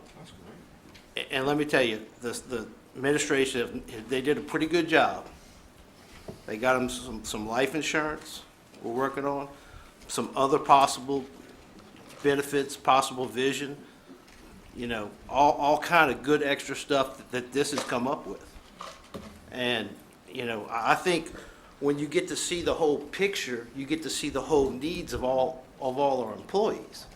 And I personally think all our employees take great pride in their work. I don't think they're embarrassed. You know, they work and they work and they work and they get bombarded by Pat and them. They get bombarded by the council. They get bombarded by the public. You know where they are the next day? They're working. They're working. They might not get to go home for a week. They're working. This is one way that we can help them by keeping an eye on the salaries, public and private, to try to compare them, to get them some better benefits. So it is tax money, but at the end, it's tax money. Money that is accountable. We're charged with the accountability of this money. When the people want to know where their money goes, pay is part of it. Benefits is part of it. Car allowances, cars, spiders, dump trucks. This is all part of the big picture. Grants. It's all there.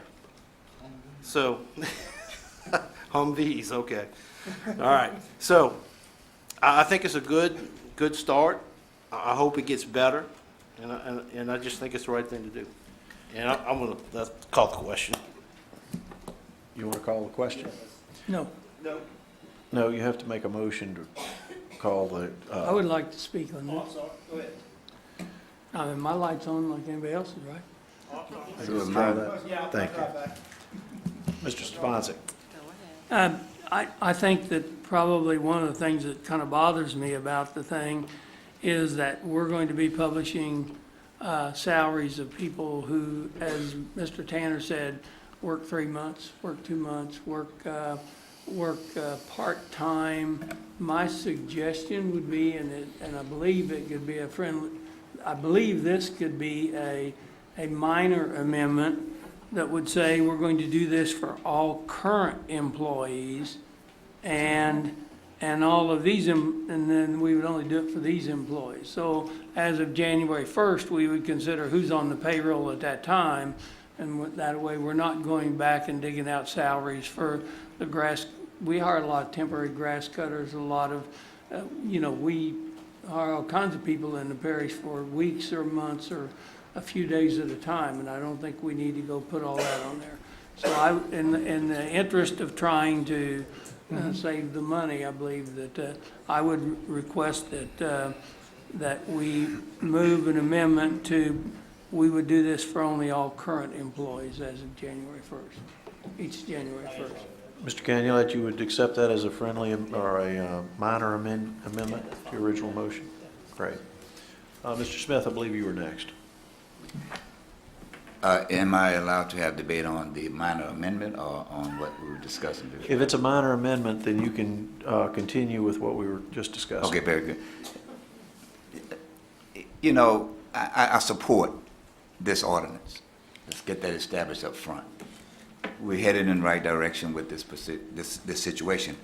But I was only asking and admonishing us on 2 points. Number one, the personal nature of this part of this amendment is overreach and overkill in what we're trying to accomplish. We're throwing the baby out with the bathwater, I think. And let us just be mindful of what that particular part does to, as one of the members of the audience stated, it's an overreach. It embarrasses in some cases. We have and we know what these salaries are already, those of us who are going to make the decision. But now we're putting that in the public's purview for them to have to know this in order to make a decision. The decision making is with us, this body. So that information is available to us. So why do we need to, go to this extent to embarrass, to decrease the morale of our employees? I had a person ask me just yesterday, they saw it somewhere on the website, wow, I didn't know so-and-so made that little bit of money. I said, where did you see that?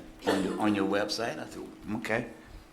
So, it's just something that we just need to be mindful of. The personal nature of names. We could use the category of job description to do the same thing without having to put people's names on this particular indicator. And I'm going to rest my case right there, Mr. Chairman. Thank you, Mr. Smith. I believe, Mr. Sharp, you were next. Thank you.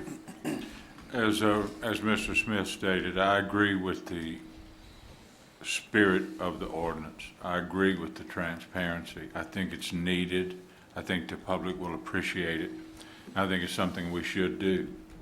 I have some real reservations, as Mr. Weiner stated, I have some real reservations about publishing these salaries by names of individuals.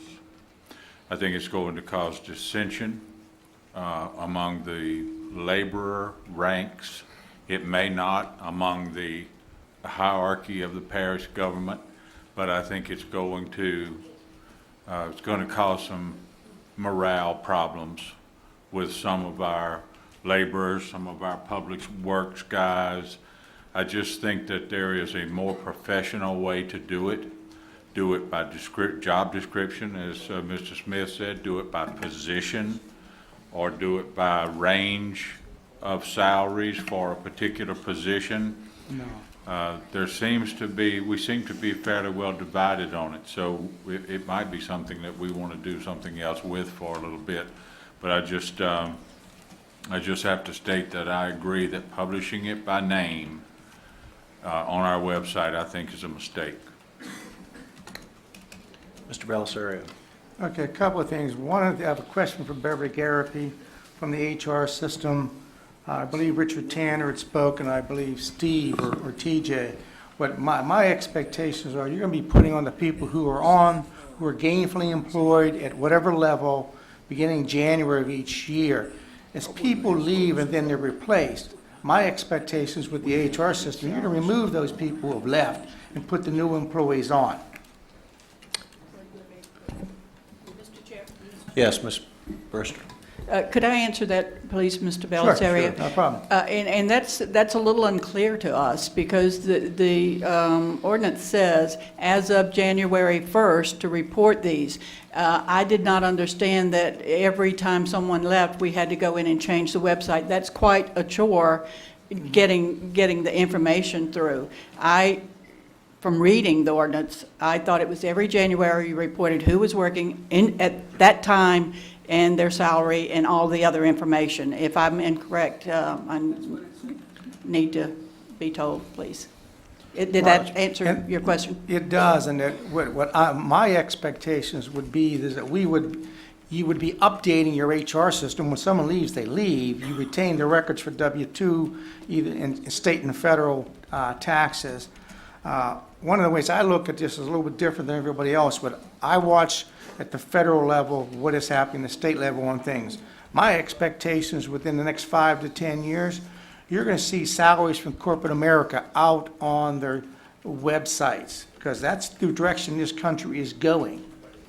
So we're talking at the public level right now, and I support that. What I believe is going to happen to people at the lower end of the scale, we're going to be beefing up those pays, which is a good thing. That's one of the things that my expectations coming out of this, that we will increase those. And I really believe from what I'm reading and seeing on a regular basis, eventually, with the next 5 to 10 years, you're going to see that federal law coming down through with these requirements. Thank you, Mr. Belisario. Mr. Groby. Yes, thank you, Chair. I understand the spirit of the ordinance, and speaking from the other side, my salary's online. Did I like it? No one's ever bothered me for it, and I fully understand it. But in mirroring Mr. Sharp's comments and concerns, I too got to remind the public and this council, those men are what make us look so good. Those are the ones who come out in the middle of the night and make your lives a little easier as a citizens. There will be dissension here. It will hurt some employees' feelings. It'll cause a little bit of arguments between some men. Those are the men that I called out 2 weeks ago to suck sewage out of a ditch that had been running free for 2 weeks. They didn't probably get paid for it. I know the head of the department sure didn't get paid for me bothering him on Saturday. I just don't understand where this would actually be needed. Thank you. Thank you, Mr. Groby. I believe Mr. Bender was next. Mr. Tanner, stand by. Thank you, Mr. Chairman. Let me just say this. There's no way in the world that I would want to cause unneeded grief, okay, to people at work in our government. That would be, I think, a shame, okay? I can put the name and the position. I can put the position, okay? But one thing I want to say, and I'm going to use this as the council office, for example. I don't have a problem with it saying Don Henderson, council administrator, and his salary. But I also don't have a problem with it saying council administrator and the salary. Because to me, I think the public wants to know, what is the salary of the council administrator? What is the salary of, finance director, animal control director, okay, whatever. I don't have a problem with that. But one thing I want to say about embarrassment, okay, one of the best things that has occurred in St. Tammany Parish with the internet, with computers, and I think everybody's going to say yes, including all council members. Every August or September, all of our names, every one of us in this building, okay, that owns a home or owns property, our name comes up on the internet, okay? And every one of us can look up everyone's name. Now, let's talk about, and by the way, let me just first say, I'm not embarrassed at what shows for me, okay? This isn't about this, but I have to use this as an example. I raised 8 children with my wife in a 1,700 square foot house with bunk beds because that's all we could afford, okay? I don't have a problem if the people in my district or my colleagues go on the internet and see that my house is worth $125,000 or $30,000 versus somebody else on the council whose house is worth $300,000. It's not a problem for me, okay?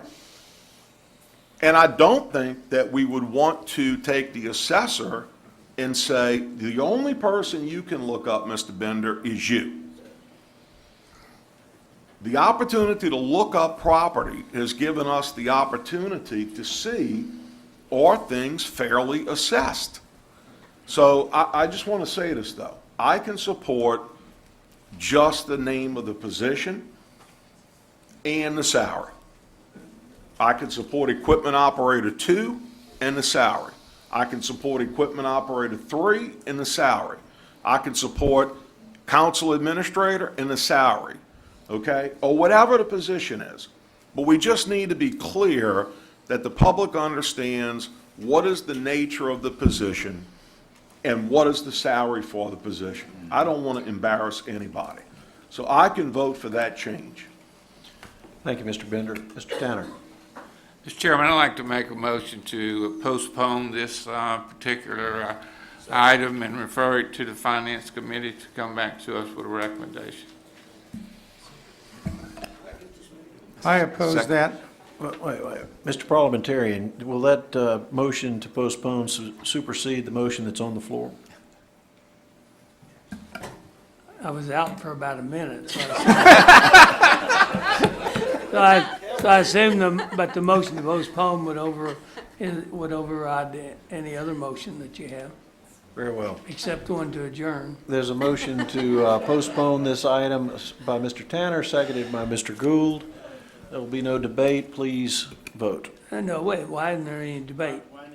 Do you wish to carry forward with debate? Yeah, I'd like All to right, debate. then we will have debate on the item. It seems like to me, my It main is goal, debatable. my main goal is to get all these salaries for our employees out. If we don't want a name attached to it, I don't have a problem with that, as long as the salaries are out there for Thank you, Mr. each Kenyon. individual one. The item So is, I don't think there's no reason to postpone it. okay. So you clear the lights, voting, please. Mr. Bellisario. Okay, if this is the road we're going, which I know is the wrong road and wrong direction, what I'm looking at is when you look at the categories we're talking about that's going to be posted annually, if we're looking at department, are we just looking at public works and look at the job classifications and only that would be done, or are we going to be going by barn to list each of the individuals working there and what they make based on their job classification? I want to see how detailed we're getting, or we're going to take this to a higher level so that people really can't see. My question on that is to Richard Tanner and anybody who's opposed to this. What direction are we going? Right now, Mr. Belisario, the item on the floor is the direction we're going is to postpone. Mr. Bender. Mr. Chairman, let me, and maybe Mr. Tanner would agree to this, okay? If we all feel comfortable with this. I would offer an amendment to this that would state that excuse me? Yeah, the item on the floor right now is just whether to postpone. So stand by with your amendment. Well, until no, whether I we said decide I was whether going to to, if Mr. Tanner would agree. But okay, then I'll have to oppose postponing. I'm trying to reach common ground on if we list just the job title specifically with the salary, I don't see where we embarrass anybody. Thank you, Mr. Bender. Mr. Stefancic, your light's on. Mr. Tanner, did you have a follow-up comment? I just wanted to say, just like what Mr. Belisario wanted to talk about, those are the kind of things that we need to work out, in committee. I agree. If we're just going to say, operator one makes this salary, and we don't tell how many operator ones we have and where they are, well then, it doesn't really tell us a whole lot. But I think that's something the committee should work out. No. Mr. Stefancic. Yep, and this is along the idea of postponing. We met a week or so ago, and we reviewed the RFPs for the people doing the salary study, and we're going to be selecting somebody in the next week or so to do the salary study. If I look at this thing and it says we're not going to do something till January, it would seem to me we could get our ducks in a row a little more and get this on. Now, if we're planning on putting something up, and I would go back to Mr. Canulet, who's initiated this, if we're planning on putting something up like job descriptions, certainly the administration could be proactive in doing that, but to do all of this stuff, we ought to consider the salary study that's going to happen and whether or not it changes some of the things that we're going to do. Now, in light of that, I believe that Mr. Bender brought up a pretty good idea that somehow we can get a job title rather than all of the people's names. And I think that needs to be resolved before we go forth with this thing. And whether you do it and sit here and do it tonight, but normally we would do this through the committee structure. And that's how we would normally do this, so I would be in favor of postponing it. And Cindy, much as I don't particularly like it coming back to finance, we would address it there. Thank you, Mr. Stefancic. I did receive one speaker card request from Ms. Diana Norton. Ms. Norton, do you wish to speak on the postponement? Just brief. Oh, no. Just on the postponements on the floor right now. Very well, then. There's no further discussion. I just want to be respectful of Ms. Norton and let her know that I didn't forget her up here. There's a motion on the floor to postpone, and that motion has been seconded. Please vote.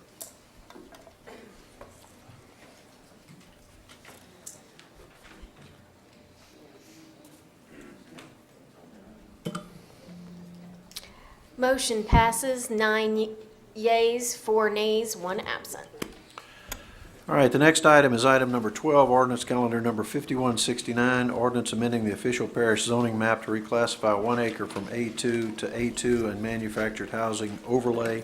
District 9, Mr. Belisario. So moved. The motion on the floor by Mr. Belisario, seconded by Mr. Canulet. Any further discussion on this item? Anything from the administration?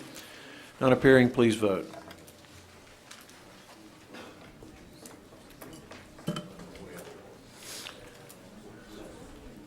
This is item number 12.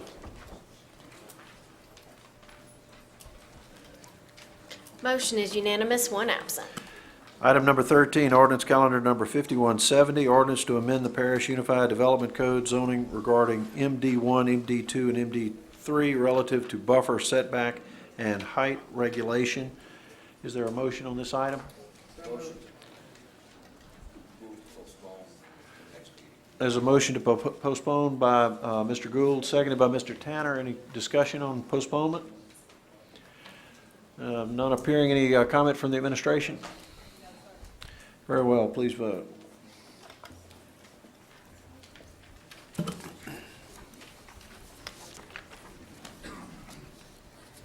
Mr. Bellisario? Motion is unanimous, one absent. Under appointments, item number 1, resolution to appoint Williams Bartlett to replace Darrell Milburn, resigned on the St. Tammany Parish Sewer District Number 4. I need a motion to that effect. Motion by Mr. Stefanczyk, seconded by Mr. Gould. Please vote.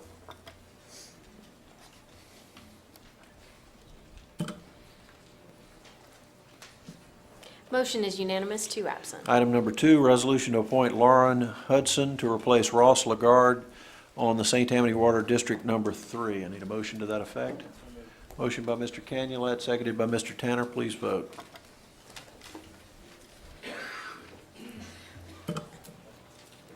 Motion is unanimous, two absent. Under items for discussion and other matters, number 1, discussion regarding animal welfare in St. Tammany Parish. Mr. Gould. Mr. Chairman, I got my questions answered, and I'd like to remove this from the agenda. Motion to remove, second by Mr. Gould, seconded by Mr. Thompson. Any further discussion on the removal? Please vote.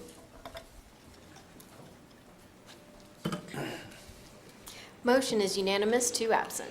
Item number 2, motion to request the Department of Development to conduct a small area zoning review of certain properties located south of Interstate 12. Mr. Gould.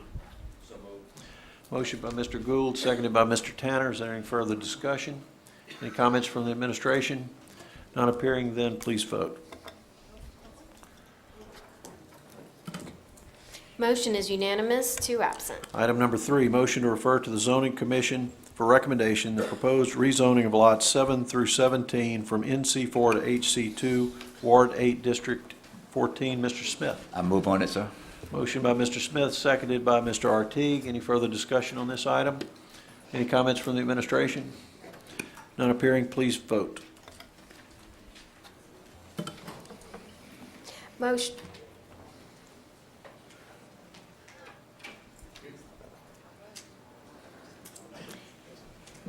Motion is unanimous, two absent.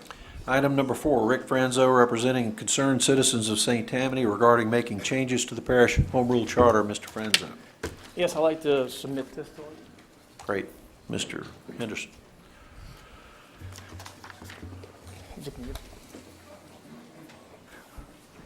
Thank you, Chairman. I first would like to thank President Brister and the council for your diligence in going after the money that's been used for legal fees from Dr. Galvin, and I appreciate your efforts in recouping this money.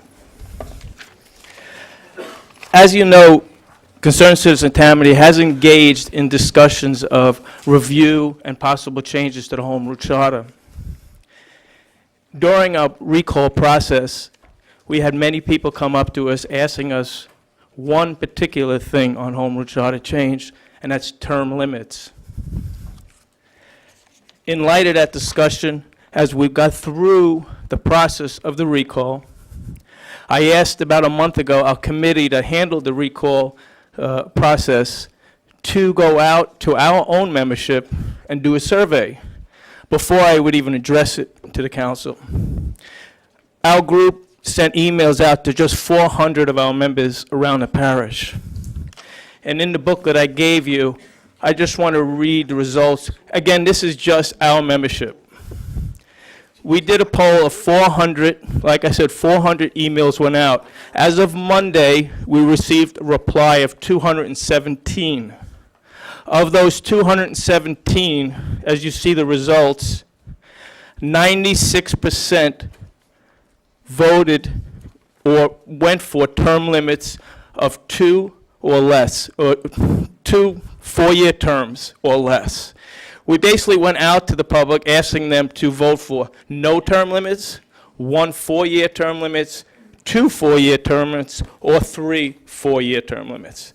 And of our membership, of just 217 returned, we had 96% that went for 2 4-year terms, and 100% went for 3 4-year terms or less.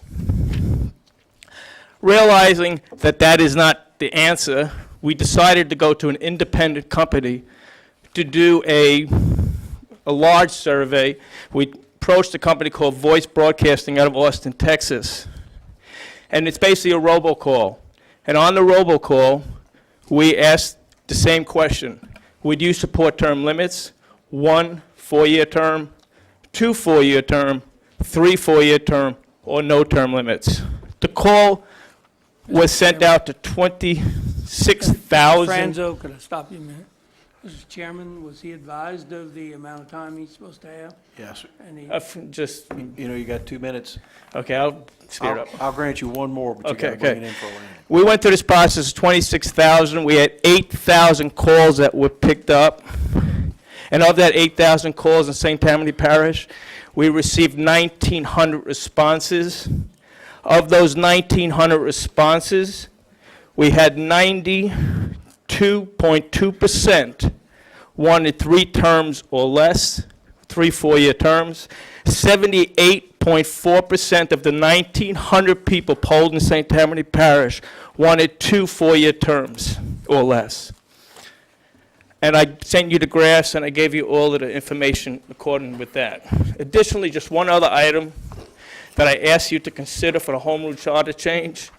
We'd like to see you do a comprehensive review initiated like done in Jefferson Parish and Orleans Parish. Every 10 years, do a comprehensive review of the home rule charter.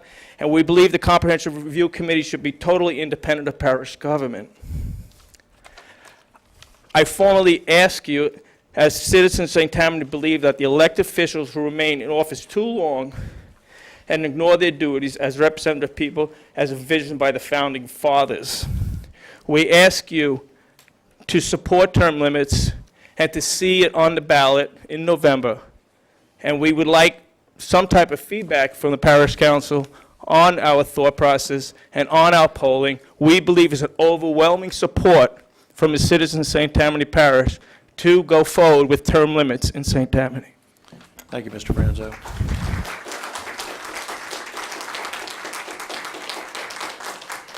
I have received one additional comment card. Mr. Larry Race would like to speak on this item. Mr. Race, be reminded you have 2 minutes.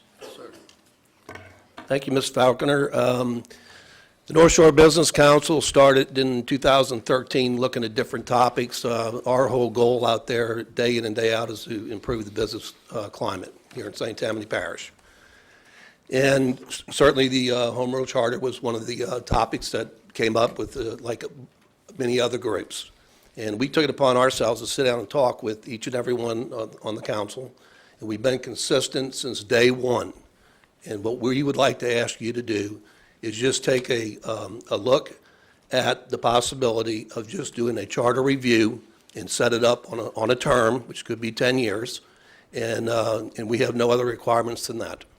We just would like to have a review done, and perhaps y'all could appoint a commission, some of y'all in business and, just a different variety of people to look at this, but we don't have any exact things that we're looking to ask you to do. We just want to ask for a review and go from there. So, Thank you, Mr. if there's any questions, I'll be happy to answer them. Does anyone have any questions of Mr. Race?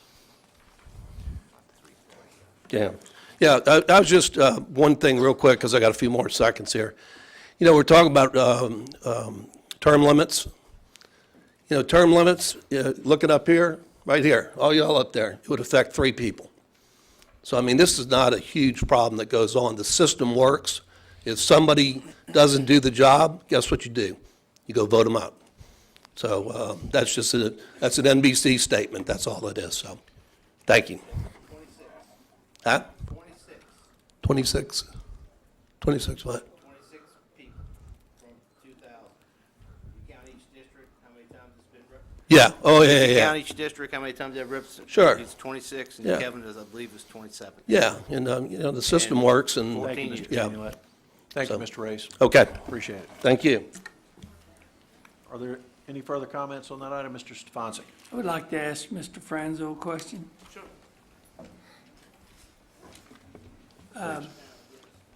Mr. Franzo, and I've always said to people when they come up here and start talking about term limits, what do you got against me and Red? Because we're the only two that's really served a long time up here. The question that I would have is, to you is, in your survey, term limits is a very popular term, and it's a very popular thing to spread around. I guess, and people say, oh yeah, I'm for term limits, when they don't even know what the heck it is. I would venture to say, have you asked, first of all, if you ask them who their councilman was, part of them probably wouldn't know. I don't know how many of them, if you ask them who their councilman was when you did this, did the people really know who their councilman was? And then secondly, did you ask them how many people had been replaced or has been changed on this council, say, since 2000 or whenever you wanted to pick? In the last 12 years, which would be 2004, I guess, and after there. I'm curious, did you do that to validate your, so that the person's making an intelligent decision, so they know whether or not their councilman's ever been changed or not changed? I think that's a question that if I got on the phone with 2,000 people, it'd probably take me 2 years to figure out. I think the reality is you have apathy in politics, and you can just see by the elections that all you people run on, that the amount of people that vote, and how many voted in election in Lacombe, with maybe 2,000 people showed up to vote. And that is the problem. And with term limits, you know, I've done a lot of research on it, and I've looked at it, and we've looked at it as a group, and there is far more positives to term limits than there are negatives. And even economics, if you look at economics around the United States, 4 out of the 5 top economic cities in the United States have term limits. So the argument that you could hurt government, you're moving too many people out, in and out, is not really valid. And you know, the term limits gives people... I'm sorry, I'm going to stop you. Okay. I think you answered my question in the first 2 sentences, and that's all I needed to know. Did you ask those kind of questions of the people and have your automated response so they could respond to it? And your answer was no. No, Is that correct? the exact question was asked. I can send you the actual link to the question that was asked. And the question was basically asked, would you support term limits in St. Tammany Parish, as the parish president is the only one right now who has term limits? Would you support 1 4-year term, 2 4-year terms, 3 4-year terms, or no term limits? And each poll was over 90% for term limits. Thank you, Mr. Franzo. Thank you. Thank you, Mr. Stefanczyk. Mr. Belisario, did you have a comment? Mr. Sharp was ahead of me. I'm sorry, Mr. Sharp, yeah. I'd just like to say that I think our discussion of home rule charter review is very productive. I think it's something responsibly we should be doing. I think we need to come up with a time frame that it needs to happen in, and periodically we need to review the home rule charter. I do not think it needs to be done independently of parish government. I think the parish government certainly needs to be part of that review. Nobody understands the government operation more than the people that are involved in it. I thought I knew a little bit about how it worked and got on here and realized that I didn't have a clue. Okay? So you have to be involved in it to really know how it works. So we need to be part of that review. I think anything other than that would be ludicrous. And term limits, I don't know. I think you can do anything you want to with research. I think we have term limits every 4 years at the voting polls. Thank you, Mr. Sharp. Mr. Belisario now. One of the things I want to bring up, I know Richard Tanner can remember this. Back in, I think, 1989 or 1990, the public got upset with the St. Tammany Parish School Board. They voted out 10 members. And the next 4 years was pure hell, because what you got was 10 people who didn't have a clue and were trying to play catch up. And they had meetings that went to 5 and 6 o'clock in the morning, and it was just total chaos. One of the problems with that, when you throw out, quote, the bums, is you lose continuity of knowledge. If you look at term limits, as far as I'm concerned, I'm going to term limit myself if I'm fortunate to be reelected next year, because I think, to me, because of my age, that's where I want to be. But I think you need to be looking at, when you look at term limits, to look at staggering it, because you do not want to lose a whole lot of knowledge, because you don't have knowledge transfer, and therefore you create chaos. Mr. Bender. Yes, just a few comments. I understand the popularity of term limits. Let me, Mr. Chairman, I'm going to take a little bit of time here, okay? Well, let me just caution you, Mr. Bender, that the topic here is the making changes to the home rule charter. So I don't want this to become a discourse and seminar on term limits. So, well, he's please made it so. Say, well, just bear with me. Go for it. Continue. That's the topic that every other council member's discussed, term limits. That's exactly what the Right. gentleman talked about. Please proceed. His poll was on term limits. First of all, we have a city in this parish, and I'm not trying to make predictions, and I'm not going to make a prediction, but I will tell you this. The likelihood is, after this upcoming election, or at least there's a strong possibility, that this will be the last term for 8 of the 11 officials in this city government. There will be 8 people gone and 3 people left over who will be brand new, brand spanking new. Okay? That's not to say that this is an absolute fact, but it's a pretty decent possibility that 8 out of 11 will be gone after this next term. Okay? I had 5 years on the Slidell City Council, and I chose to run for the St. Tammany Parish Council. Even with my experience on the Slidell City Council, I had a learning curve here on the Parish Council. And I looked at people like Red Thompson. I looked at people like, I know people are going to be in shock when I say this, Steve Stefancic. Okay? But I did. Okay? We don't always disagree. Chris, our council administrator at the time, our attorneys, okay? And I can tell you that other people, as they came on, we welcomed them and opened up our knowledge to these people, okay? Now, here's the last thing I'm going to say on this, Mr. Chairman. I've always been an advocate of term limits in this respect. And by the way, this is not on the parish president. I believe that the parish president's term limits of 3 term limits is fine. But to make the parish president's term limits 3 terms and the parish council's 2 terms is like the cart pulling the horse, okay? That is the very opposite of good government. Because if you look at, and Mr. Franzo mentioned the Founding Fathers. Well, I believe a lot in the Constitution. Problem is, the Founding Fathers didn't term limit Congress. And that's one of the biggest examples of where there is abuse and problems, okay? Congress. People have often said the best government is local government because it's closest to the people. And if you don't do your job, as Mr. Sharp says, in 4 years, you get voted out or you retire. We've had a lot of turnover. But I believe this. I think the governor at 2 terms is correct. I think the state legislature at 3 terms is fine. Why? It takes $10 million to run for governor. It takes $40,000, $50,000 to run for state rep.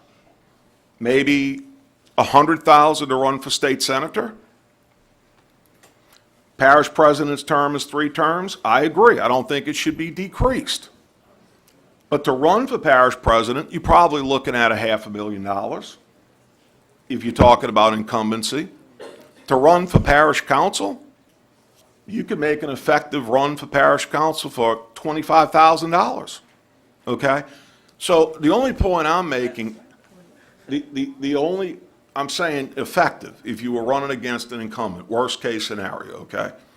My point is is that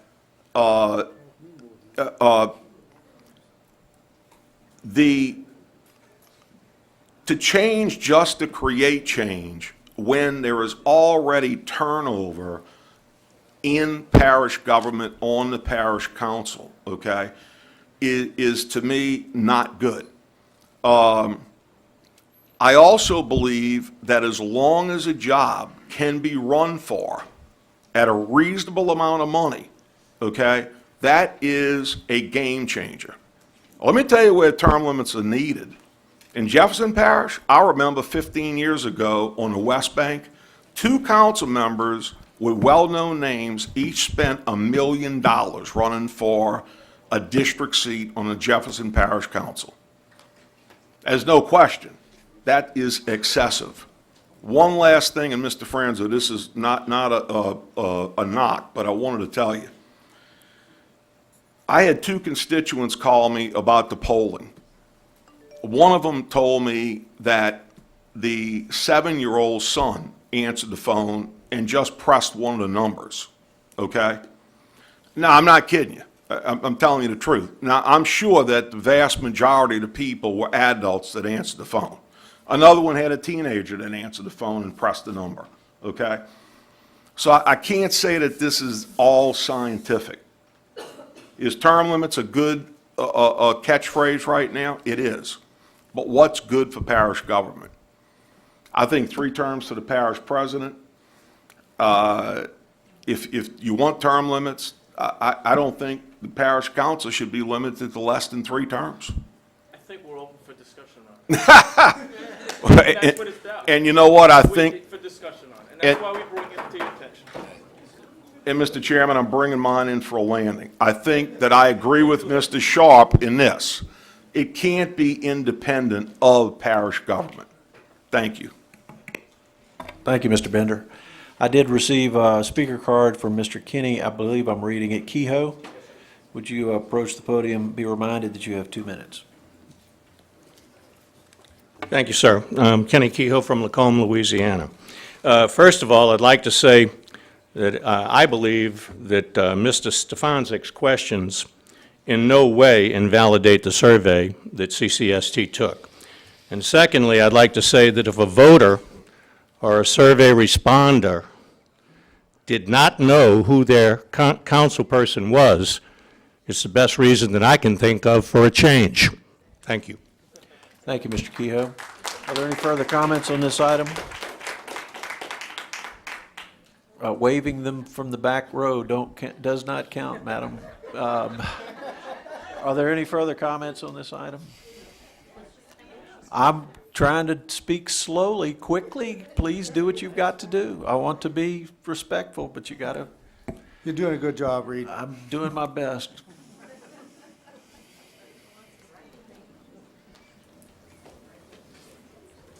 And please write it so I can read it.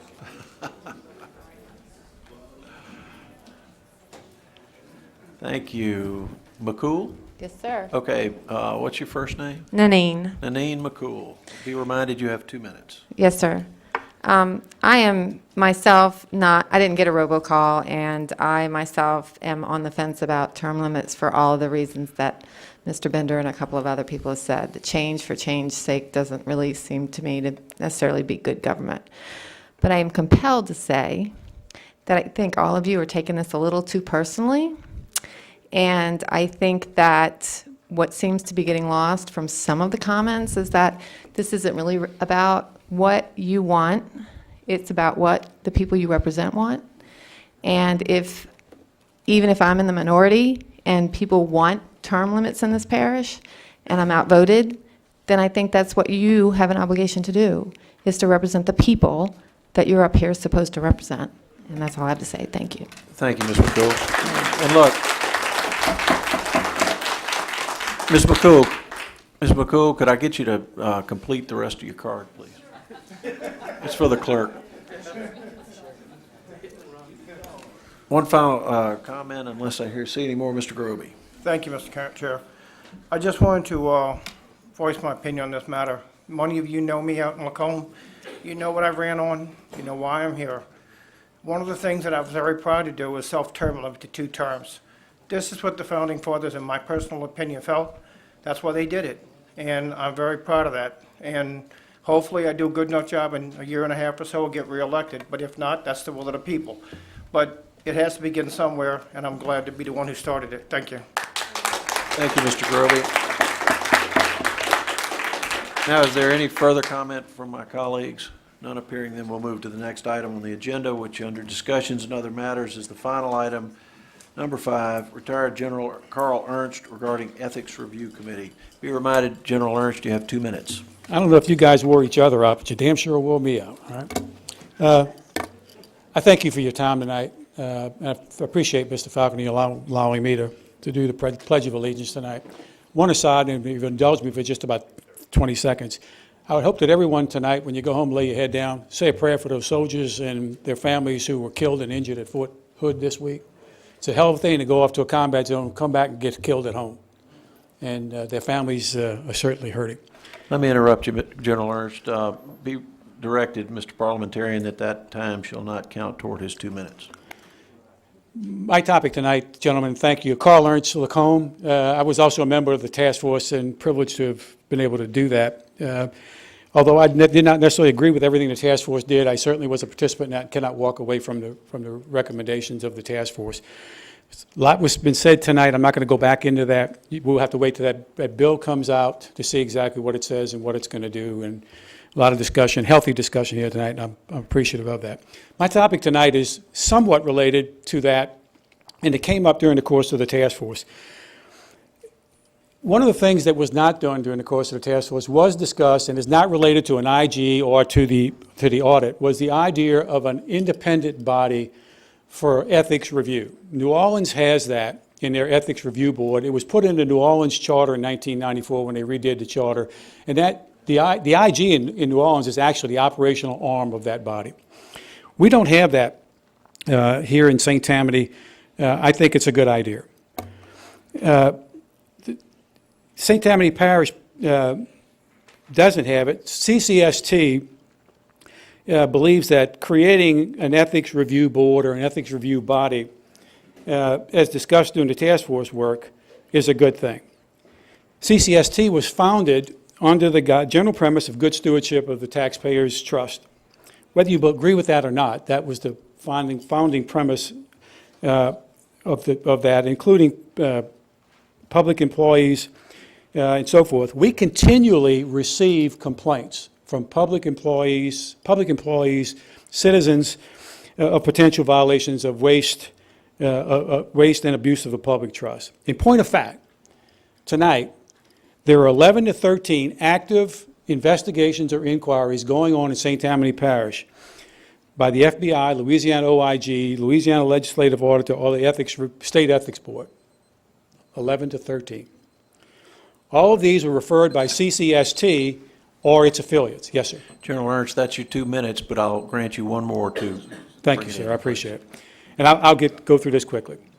We have decided to take this on at CCST with a volunteer organization, unofficial organization, albeit. All right, and we're going to do that. We'll formalize it, but we have the staffing. We have attorneys, trained investigators, 3 attorneys, 2 experienced investigators, and 3 experienced researchers.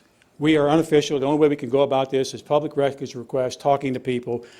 We have already reached out and talked to the U.S. Attorney, the Special Agent in charge of the FBI, State Legislative Auditor, State IG, and the New Orleans Metropolitan Crime Commission, establish informal relationships and a methodology and a way ahead, including how we will package, complete our investigations, wrap it up, send it to them with a recommendation, and they will fast track it. We're going to do this, not asking you to do anything or not do anything. We did this tonight just as a matter of information, as a courtesy to you. We hope that you will support it. Ideally, we'd hope that maybe the Home Rule Charter will do something about this if you elect to go with a review.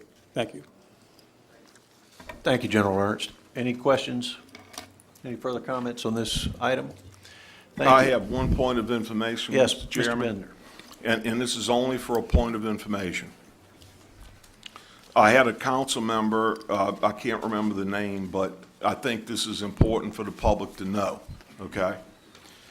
And Mr. Ernst, I certainly respect, your comments and Mr. Franzo's.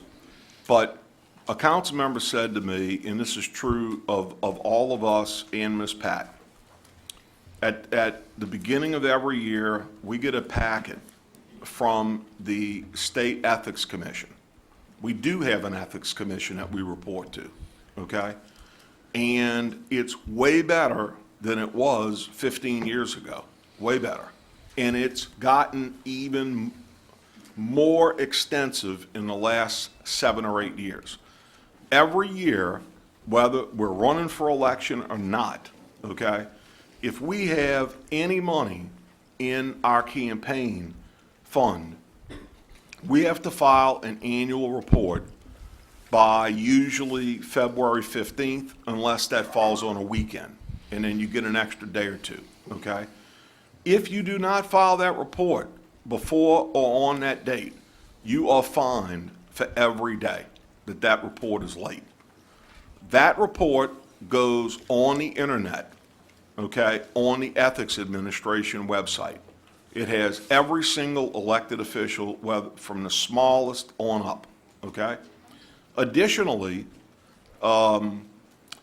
we have to take, every one of us and Ms. Pat, every city council member, every town council member of Folsom or Pearl River or wherever, a village, we have to take an ethics compliance test every single year through the Ethics Administration online.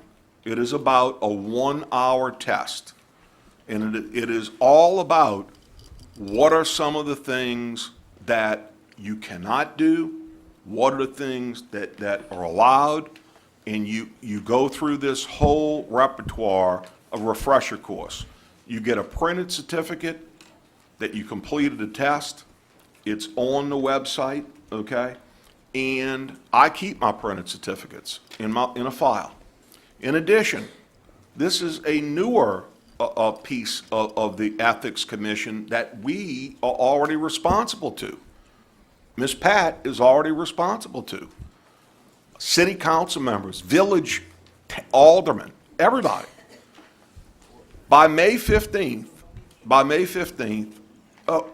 way, Mr. Smith just reminded me, in addition, board members, members of a fire district, a rec district, whatever, non-paid appointed people, before every May 15th, we have to put on a financial disclosure form on the internet, okay? You can print it, mail it in, or do it online.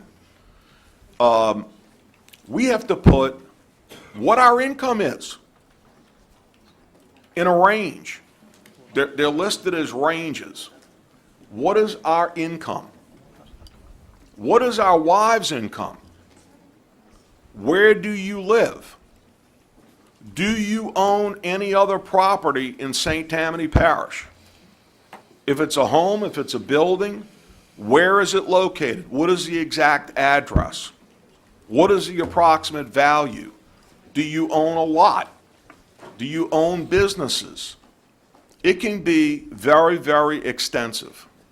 That is done by each one of us, and if we don't, we're subject to getting that letter in the mail with, again, a pretty hefty daily fine.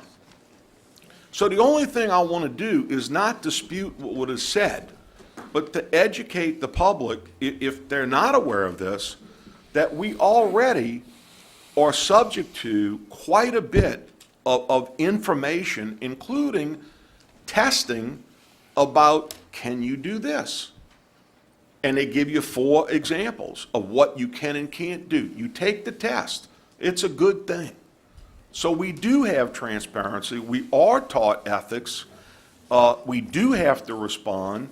And that's the only thing I wanted to say. Thank you, Mr. Chairman. Thank you, Mr. Bender. Are there any further comments? All right, I'll take a motion we have a motion on the floor to adjourn, seconded by Mr. Belisario. Thank you.